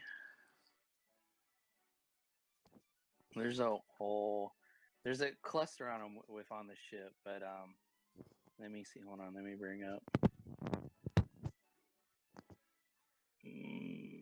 More than a dozen, but they're all kind of spread out across the ship. There's probably like half a dozen up front. Okay. So those up front are gonna get some fire in their face. Okay. So, since I can't really target them, you're gonna have to spread the damage as it happens. But I'm gonna cast it like in the midst of them, Okay. sort of try to burn them all, and I'll just cast it on the ship, and Yeah, just you go get- ahead. Yeah, go ahead and cast it on the ship. Yeah. No, that makes it easier, and then you can just do the damage Okay. on the dudes. Yeah, and then roll your damage. Okay. So you're able to take out like 4 of them. Okay. Between you and Fire from Raph, you guys are able to take out like 4 of them. Cool. Oh boy. Oh god. I'm spending so much now.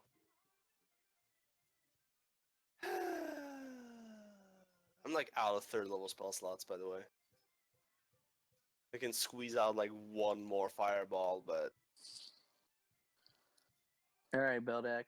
Okay, I need to know this fish I got. Could that get reinforcement by any chance, maybe? Because you said we are way under membership. Oh, the Caro's fish? Yeah. Yeah, so you need to give it like a simple message and then chuck it in the water. And it'll come back to me again after, correct? Yeah, yeah. I really don't think we need their help yet. How many is there on board on that ship, it looks like? And how many are we in total? You guys are pretty evenly matched at about 20. Okay. Then I'll just try fighting. This round, I will shoot my crossbow because we're so close. Okay. So just do an attack. Yeah, just a normal attack.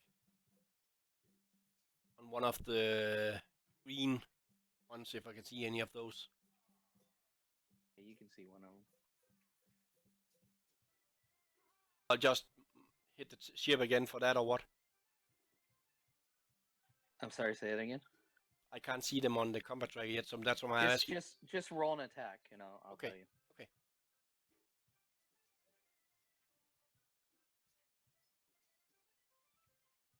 Okay, yeah. So you're able to hit one of them, and go ahead and roll your damage. And I get sneak attack on that, correct? Motherfucker. Why would you get sneak attack? Because you haven't seen me coming from behind. No, they see you. They're all standing on the bow. They all see you. Okay, so keep note of that 9 for a minute. Okay, just like Raph's keeping track of his 6. Keep note of that for a minute. Okay. And Okay. It's my turn. All right. So they turn in a bit more. I can't do an in between. They kind of turn like halfway between that. And basically, they turn and they ram into your ship with their bow ram.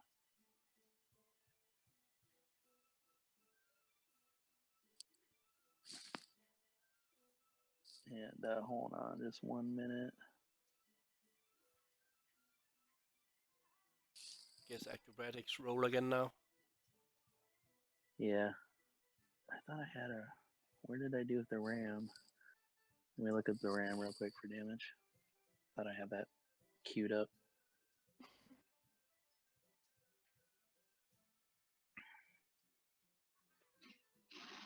Any chance I could do athletics instead? Yeah, you can try and like hold on to something.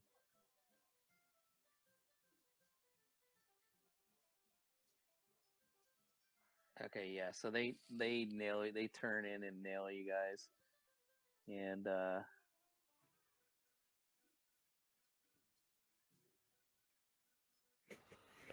it does 26 damage to the pink pearl. And then at this point, your ships are kind of stuck together because they just speared the side of your ship with a bow ram. And so, give me a minute now to set up a new map real quick.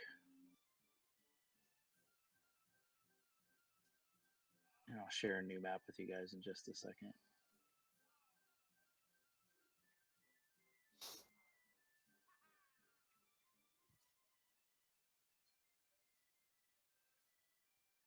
Okay, so this is your guys' ship that I'm sharing right now, and you'll only be using the main deck and the quarter deck.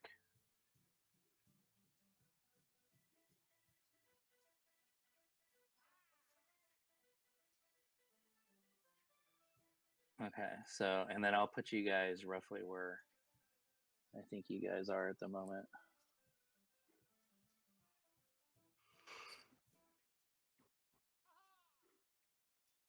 If you've moved slightly and I missed it, you can go ahead and adjust yourself within reason.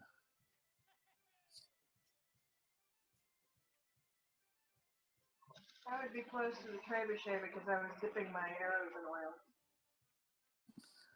Yep.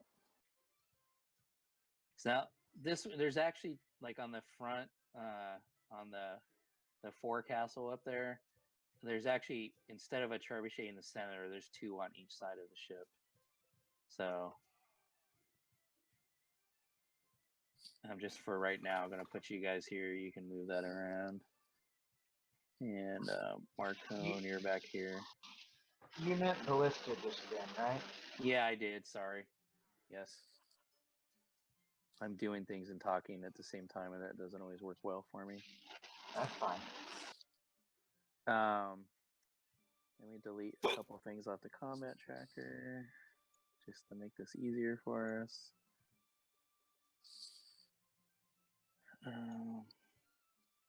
You also have some pink crew. So Captain Teresa is up here.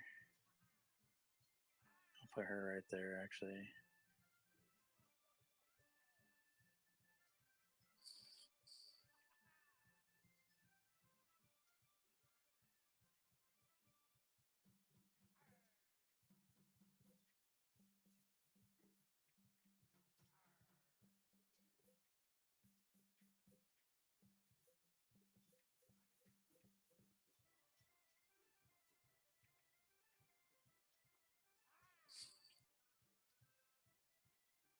Actually, she was back there again, so let me delete this one. Get off my face.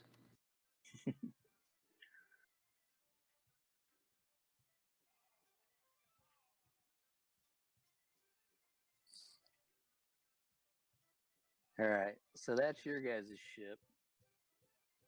Huge battle incoming. So you'll have to remember the position of the ships, basically. Yeah, I'm gonna have to close some of these maps so that my computer doesn't crash. Yeah, close. You can close the like navigation map of like where the ship is. I'll share it again later. Yep, that's what I just did. The only one that I have up right now is just the one of our ship. Yeah, that's probably all you need. And then, well, then they'll start coming over, or you'll start going over. But let me. Okay, so you guys got that. Now I'm hoping with a more robust computer this works. If it doesn't, I'll figure something out. I guess I'm a glutton for like big Yeah, big battles. I like big battles. I was just about to say, okay, when you're done setting this up, I think this will be 1-2 rounds, and then the time is up. Yeah. Well, I mean, how do you have a pirate battle without having more people in it? Oh yeah, I love it. It just takes a lot of time because all those. I like big battles and I cannot lie. Yeah. Oh man, there we go. All right.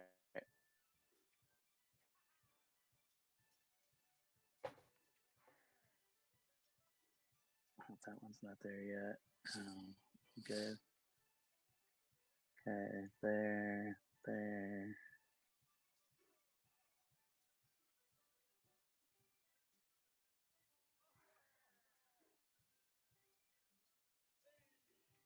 Okay, so basically what we're gonna do is this is like a new series of combat.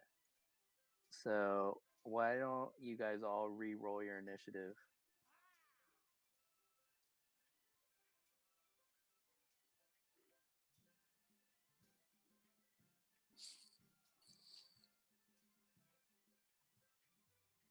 And so the ships are stuck together now, and they're starting to throw grappling hooks over and kind of pulling the ships together, and you know, various things like that. So in order to board a ship, you need to use a skill, and it's going to take an action to get over to the other ship if you want to do that. You know, it'll take an action to move between ships. But the And ship, there'll be skill checks, you know, to do it based on how you're going to do it. but that ship is almost burning all over, correct? Well, they put some of it out as they come close, but there is still parts of it on fire. More so towards the front where they hit you. And then you did 9 damage. Yeah. On a green guy, so I'm gonna say it was. I want to say it's gonna be one of the. It's gonna be C spawn 40. Let me just. I'm gonna put it on him for a minute so I can see where he is. Okay, so you did 9 points of damage to him. Raph, you did like 6 to a skeleton, right? Or Yeah. okay. So I'm gonna say it was this guy. Where is he? Oh, there he is. Okay, he's on the bow. Okay, you did 6 to him. You've actually killed that guy. So one of the guys on the bow you would have killed with 6 because he was really weak because he was on fire as well. Cool. So they're 1 less. Okay, everybody's gone ahead and rolled initiative. I think we did already. That's what I'm saying. I'm just asking. All right, so Beldak, you're at the beginning. Can I see anybody coming over right now? If not, then I'll just shoot at that green one again. Oh wait, okay. So hold on. Let me do all your guys's. Sorry. Let me roll back for athletics and everybody who. So Marsari, you did acrobatics. You were able to keep your feet. Raph, you were able to keep your feet. I need everybody else besides those two to roll. You know, if you were trying to hold on to something, you can roll athletics. If you were trying to just stand it, use your acrobatics. So, Strum, you were able to keep your feet or keep holding on to something. Beldak, you were able to keep your feet. Marcone was able to maintain. So we just need Villarov.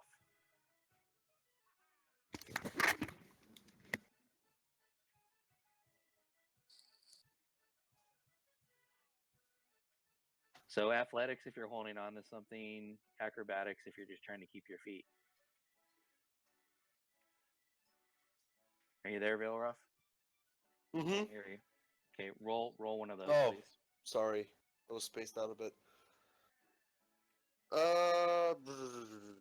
One of those? Yeah. Oh, none of those are good. If you're holding on to something, roll athletics. If you're trying to keep your feet, roll acrobatics. Sure.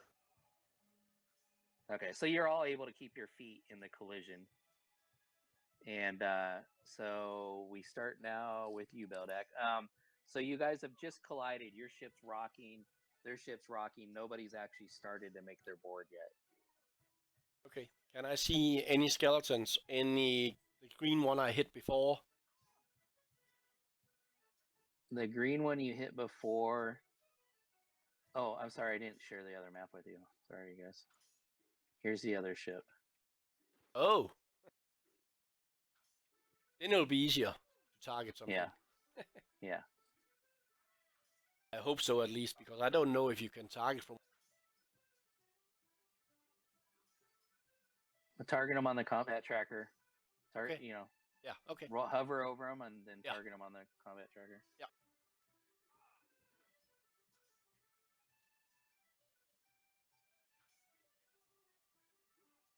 It's a lot of dudes. So I guess Pirate 13 is the one that is closest, correct? What I can see. Yeah, he's on the front, like upper part of the ship. It will not let me. Oh, so then I have to go down and find him. Oh, can you see him? Can you see the? Oh, I think it's working.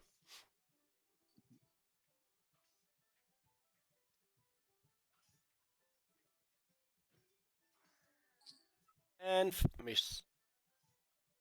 So you shot a hand crossbow at him? Is that what you did? Yeah. Yeah. Okay. So yeah, the ship just rocks a little bit, still rocking when you go to shoot, and you lose your footing slightly, and you shank your shot. Do I need to move away from this? I'm not sure because I have no idea about this ship structure. So you're But it looks like on the big picture where there's colliding, it looks like it's just on top of me, if I understand it correctly. Yeah, it's kind of, they've hit the ship. Yeah, they're probably going to start boarding where you're at or just below that stairs or where you're at. Then I'll move down and jump down or whatever. Acrobatics check if you want me to. I just want to get the hell out of there. Yeah, if you're going to jump from the top part down and without using the stairs, then Oh, I can yeah, take go the ahead. stairs. I can take the stairs. Yeah, okay. Yeah, you have enough movement to do that. Okay. And then I am done. Okay. All right, Raph.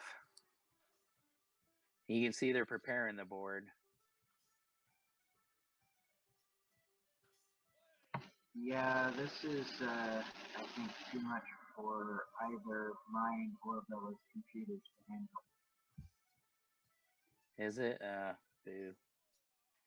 Well, this will probably be our last large-scale battle. Now, maybe another way you can do it, you can share the map only with a few people, and then they can follow on stream and just see the big one, and then tell what they're doing.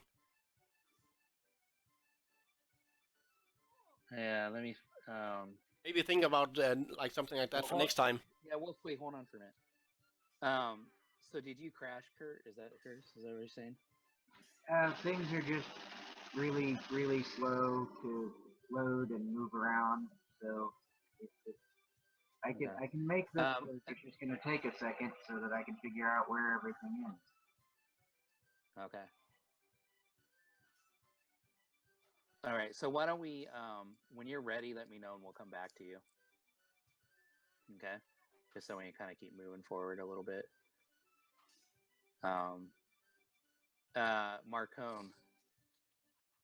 So you have a ship full of skeletons and sea spawns and stuff getting ready to board you.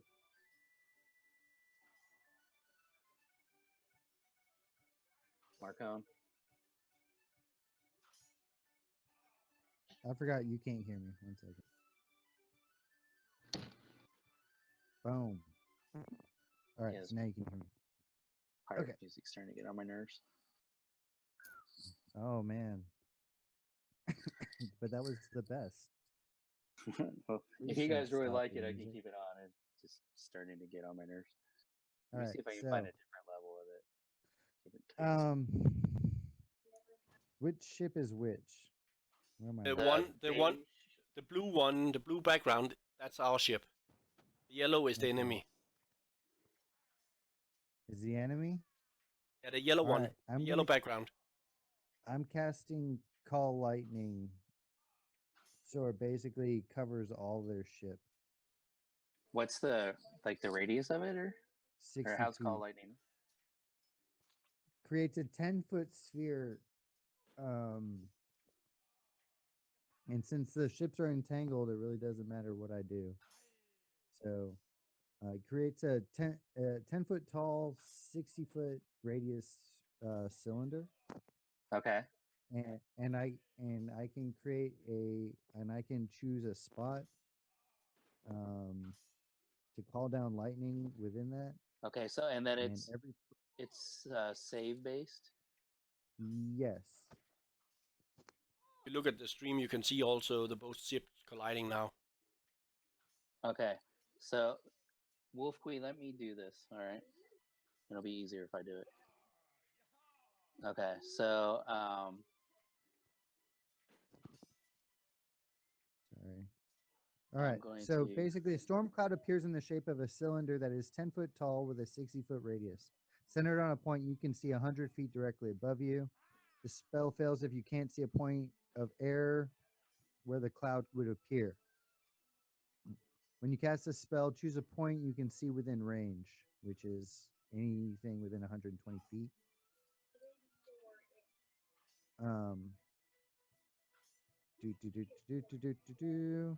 Each creature within 5 feet of that point must make a dexterity saving throw. A creature takes 3d10 lightning damage on a failed save, or half as much on a successful one. On each of your turns until the spell ends, you can use your action to call down lightning in this way again, targeting the same point or a different one. So are you saying you can pretty much target everybody? I can only target one person, 1 point at a time. And it's 10 foot. What? Is that what was the okay? Hold on, I'm sorry. Sorry. So the lightning hits any point where I choose, and then every creature within 5 feet of that point needs to make a dexterity saving throw. Okay. All right. Gotcha. Okay. So I can only do that once a turn. Okay. As long as my concentration holds up. Okay. So you hit a point, and everybody within 5 feet of that needs to do a dex save. Right. All right. Okay. So can you see the ship enough to pick a point, or do you want me just to pick a point with max effect? Preferably, I mean, realistically, pick a point that I can see with max effect. If I can't see the point, I don't want you to pick it. Does that make sense? Yeah. I think this point right here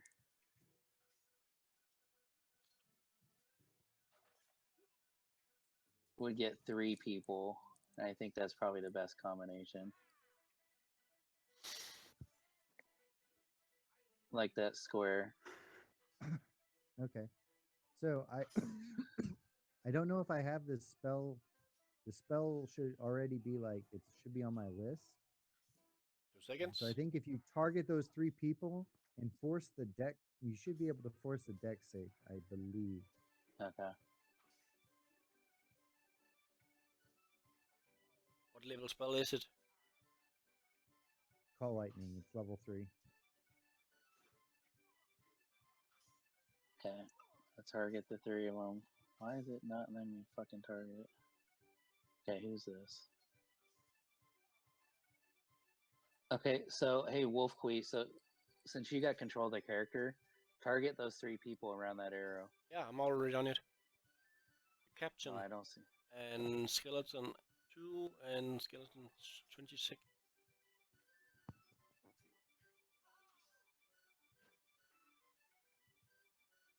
Doesn't seem to be targeting for some reason.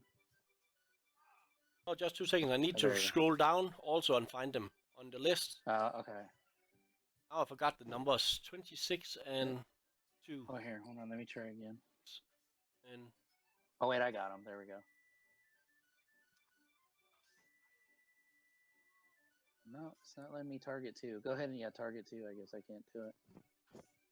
I don't know why it's not letting me do it. I can't hit either, it looks like. Wonder if there's something up with 2. Okay. I'll roll Dex manually for 2. Just go ahead and roll it on the other ones.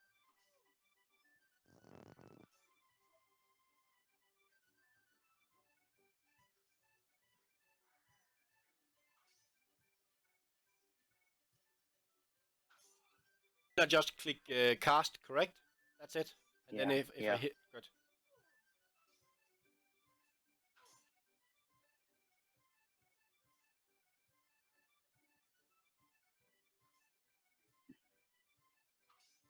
I did them both twice, but 26 failed. The captain succeeded. Let me roll for 2. And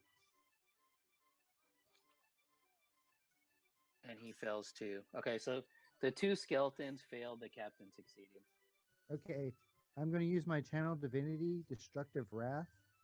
Starting at 2nd level, you can use your channel divinity to wield the power of storm with unchecked ferocity. When you roll lightning or thunder damage, Well, you can hold use on before you do that, because Oh. you killed the 2 skeletons. The 2 Oh, never mind. that, yeah, the 2 that so yeah, the 2 that failed, the 2 that failed, they you killed those 2. Okay. Well, then. Yeah, sorry if I rolled Alright too then. fast on the damage. Oh, that's fine. If you beat me to it, you beat me to it. Are you done then? Yeah, that. I'll move to a spot where I can see more of the ship, but still be close to the helm. You are still on the back, on all the way on top, quarterdeck, I think it's called. Yeah. Sure. You want to stay there, or you want to go down to the main deck instead also? Yeah. I can just a spot where I can see more of the other ship. You're probably in a good spot there. Yeah, like, then I guess you're- you'll just stay there because you're higher ground. Yeah. Okay, Raph, can you guys see what's going on yet? Yeah. All right. So I think Raph is just going to stand at the railings and ready in action to attack anything that dares set foot within reach of his shovel. Okay. Noted. All right. So this guy.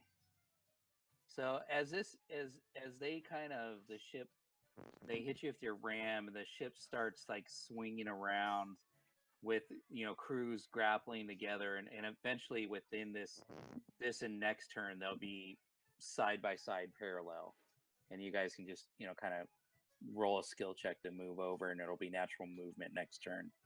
But this skeleton is going to 5, 10, 15, 20, 25, 30, 30.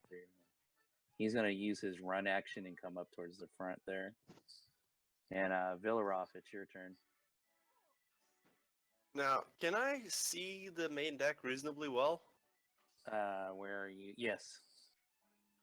Okay, so I'm gonna channel the last of my sorcerer's powers, the sorcery points, all 3 of them, to recharge a 3rd level spell slot. Now, Okay. how big is the main deck? Like, how can I fit like a 20-foot radius inside of there? Yeah, because it's about 5, 10, 15, 20, 25, 30, 35, 40. It's about 40, 50 feet wide. Right. So if I just place my fireball in the middle of those guys in the main deck, like, What's the radius? 20 feet, I believe.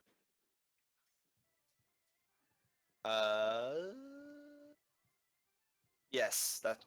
If you move it down like 1 square, then I hit everything. Sweet. Ah. Now I can't really target them on that map, so that's gonna be a pain in the ass. But fair enough. Yeah. Yeah, let me Just tell me what they are, and I'll target them from here. okay, so and let me just see if I can do it for you. If I were okay, let me see if I can target for you. I don't know why it won't let me target for you guys. It'd be so much easier because then I can just click them. Okay, so Maybe just an idea. Yeah. Since it's almost everybody except those 5 on the other 2 tops, just he roll, and then you can see if he's hitting, and then the damage, Yeah, and then you can just- just kill them all. And go through Yeah. them. Yeah, Firewall just- is dependent on dex saves, though. yeah. Shit. Go ahead and here. I'm gonna roll a general deck save. Okay, so we're gonna say like 2/3 of them fail. I'm just gonna make it kind of easy. We'll keep the story going. Go ahead and roll your damage. Okay, and you just okay. That's fine.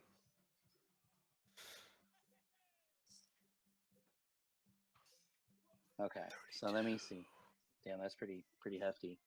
Those fireballs, man. That's my last Um, fireball, though. Okay. So let me see. Where is this guy? He is not in the circle.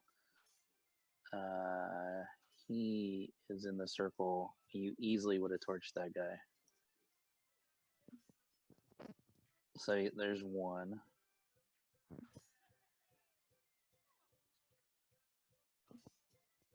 That guy is in the circle. These skeletons don't have a lot, so they're like super easy to kill. The sea spawn. I'm gonna roll his dex. What's your save? 15.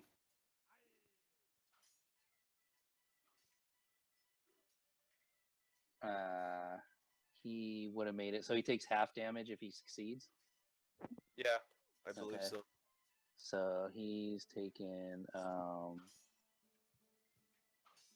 total of 27.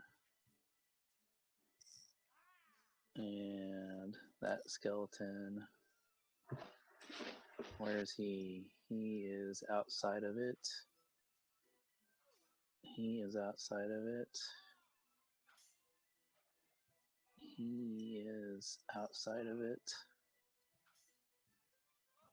He is in it.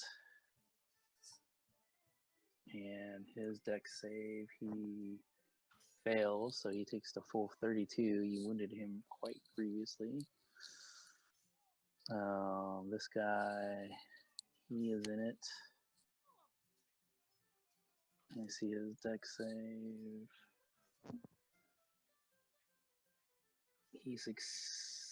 What is it again? Sorry, your save. 15. 15. He failed, so he's dead. You killed that guy. You're gonna get a lot of them. Mass undead murder. Ah, This has Like definitely music to been my the ears. sorcerer's day today. That's for sure. Even succeeding, you kill this skeleton.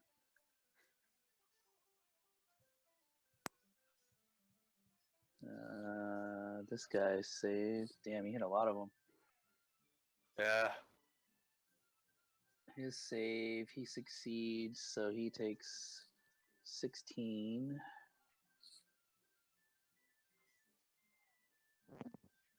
He's not in it. He is in it. I mean, even if he fails, he's gonna die. Or even if he succeeds, he's gonna die. So he's dead. And one last guy. He is right on the edge. Let's see if how he rolls. He fails, so he's dead. Well, you cleared out a bunch of the middle of the ship. Fucking fireball is such a stupid spell. All right, Oh.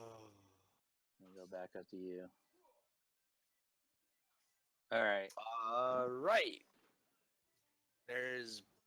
I've exhausted most of my resources right now, but I think it's worth it. Yeah, that's okay. We're gonna we'll finish this round and then we'll pick up again next week. But Okay, so you're done. This crew member is going to ready in action for anybody boarding. This other one is the same thing. Well, sorry. Yeah, move back up here, and I'm going to target the captain's puppy. Okay. Captain Happy Jack Bloodstone. Oh, I'm targeting his dog. Oh, okay. Targeting his dog. Okay.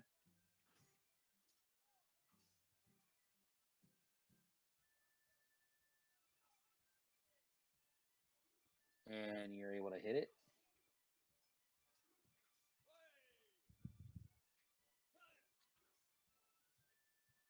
And you do some damage on him.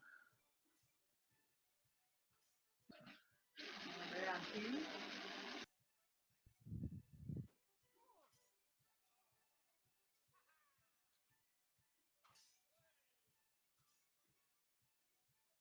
Okay, and you hit it again. Okay.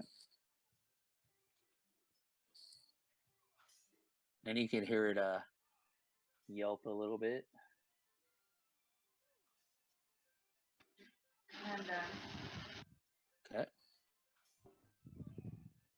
And that crew member is ready in action as well. Same with that one. The sea spawn. Where is he? He's gonna run up to the side of the ship, and he's standing up on the railing, preparing to board next time. This pirate here, skeleton pilot. He is gonna take his light crossbow and shoot at this guy. Where is it? Attack. I'm gonna shoot that crew member, and he misses. And the Shadow Mastiff, he is going to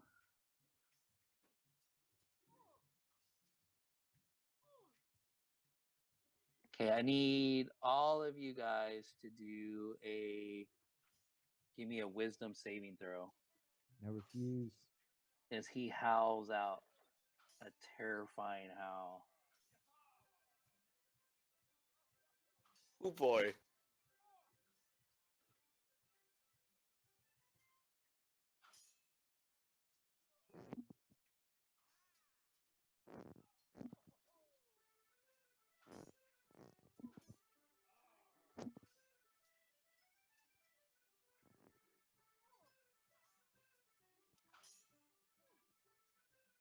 Okay, so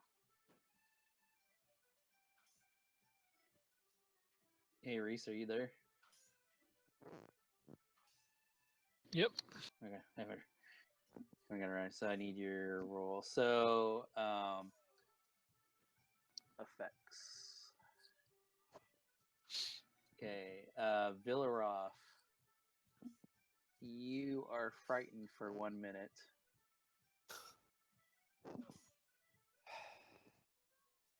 God damn it. Ha ha, Bill the Roth is scared. Big guy Raph is frightened for 1 minute.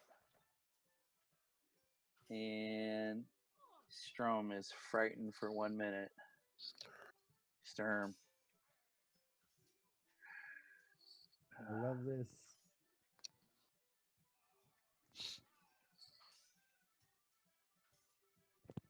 We need to go on a quest to have. We need to go on a quest to have his name recognized. Yeah. I don't know. It's set in my brain now. I don't know if it'll ever change. So we're all scared. All the All the big heavy ones. hitters. All Yeah, the heavy hitters are scared. So what does Frightened do mechanic-wise in this version? You can't. So Wait, am I you frightened? you Can't make a. Yeah, you can make You have disadvantage as the item, as a person of your fear, like is within range. You have disadvantage on all attacks. and you can't make any moves towards the object of your fear, I believe. I think that's it though. So yeah, it says here a frightened target can repeat the saving throw at the end of each of its turn, ending effect on itself if successful. But yeah, does it make? It doesn't say here it makes you run 30 feet away, so that's not. It's a condition. Yeah. So you just can't really move or anything, right? Till you break that. You're kind of like. No, you can. Yeah, like he said, you have disadvantage on ability checks and attack rolls while the source of fear is within line of sight. A creature Okay. cannot willingly move closer to your source of fears. You can't move closer to it. Okay. To whatever feared you. Okay. Yeah, you So can that. move away, and I don't know what the ruling is. Like this has always been my curiosity. Can you skirt your fear? If you're fighting something in complete opposite direction of your fear, like you can attack something, but if Yeah. it's in line of your sight, then you have disadvantage. And I was gonna say is like, can you like let's say like you're a ranged character, right? And you're only targeting like it's a big boss that can do fear. Like, can you move it in at the same distance so you maintain the same distance, or do all You can't move. You can't move closer.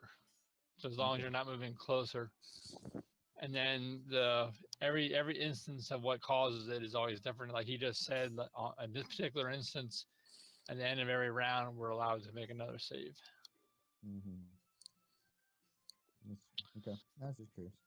Okay, so I can't move closer, so I guess I'll just useless to do anything else. I'll just stay where I'm at. And I'll just ready an action for anything that comes at me and within my range. I'll hit it. Okay. And you said I can make another at the end of my turn. I can make a wisdom save again. Yep. All right. Nope. Still. Yep. Still scared. Shaking. All right. This sea spawn is gonna try and jump over, and he barely just gets the edge. He barely just gets the edge and comes over. Actually, I think if I do this, I need to pull him off the combat tracker. So let me delete him off there. And he just barely makes it on edge here. And he actually comes right in front of you. So Okay. you can. And where is the actual? Where's the actual what? What was the actual thing that feared us? The mastiff. Dog. The dog on the back of the other ship. All right. So is it in like is it okay, so the thing that came over, is it basically in line with that? Like if I'm looking at that, I'm basically looking the same direction as the massive.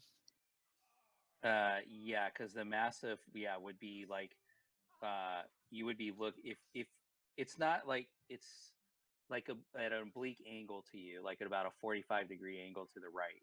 Right. So but it would be in your vision. It would be in your vision, yes. Exactly. Yes. All right. So can I take my ready to action then? Yes. All right. I'll do that with disadvantage.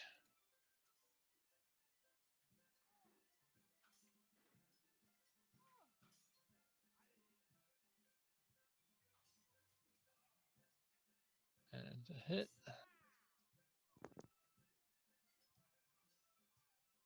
So as he jumps on board, what weapon do you hit him with? My mystical longsword.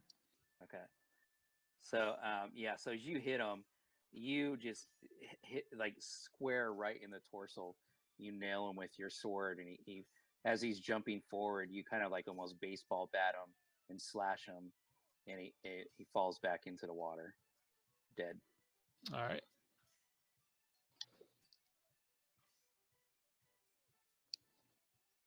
And then 19, where's that guy? He runs up to the edge here.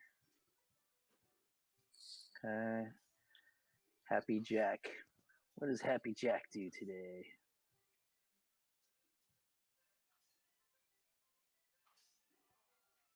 Happy Jack's gonna shoot his crossbow across at your captain.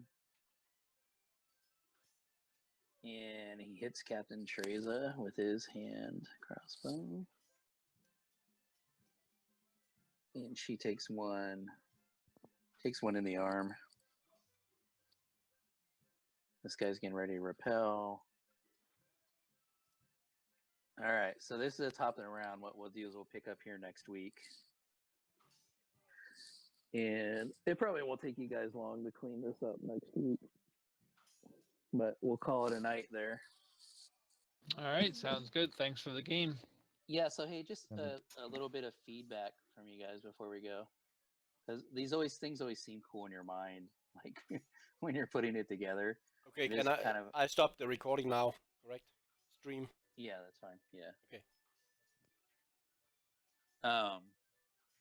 Do you guys enjoy this type of battle?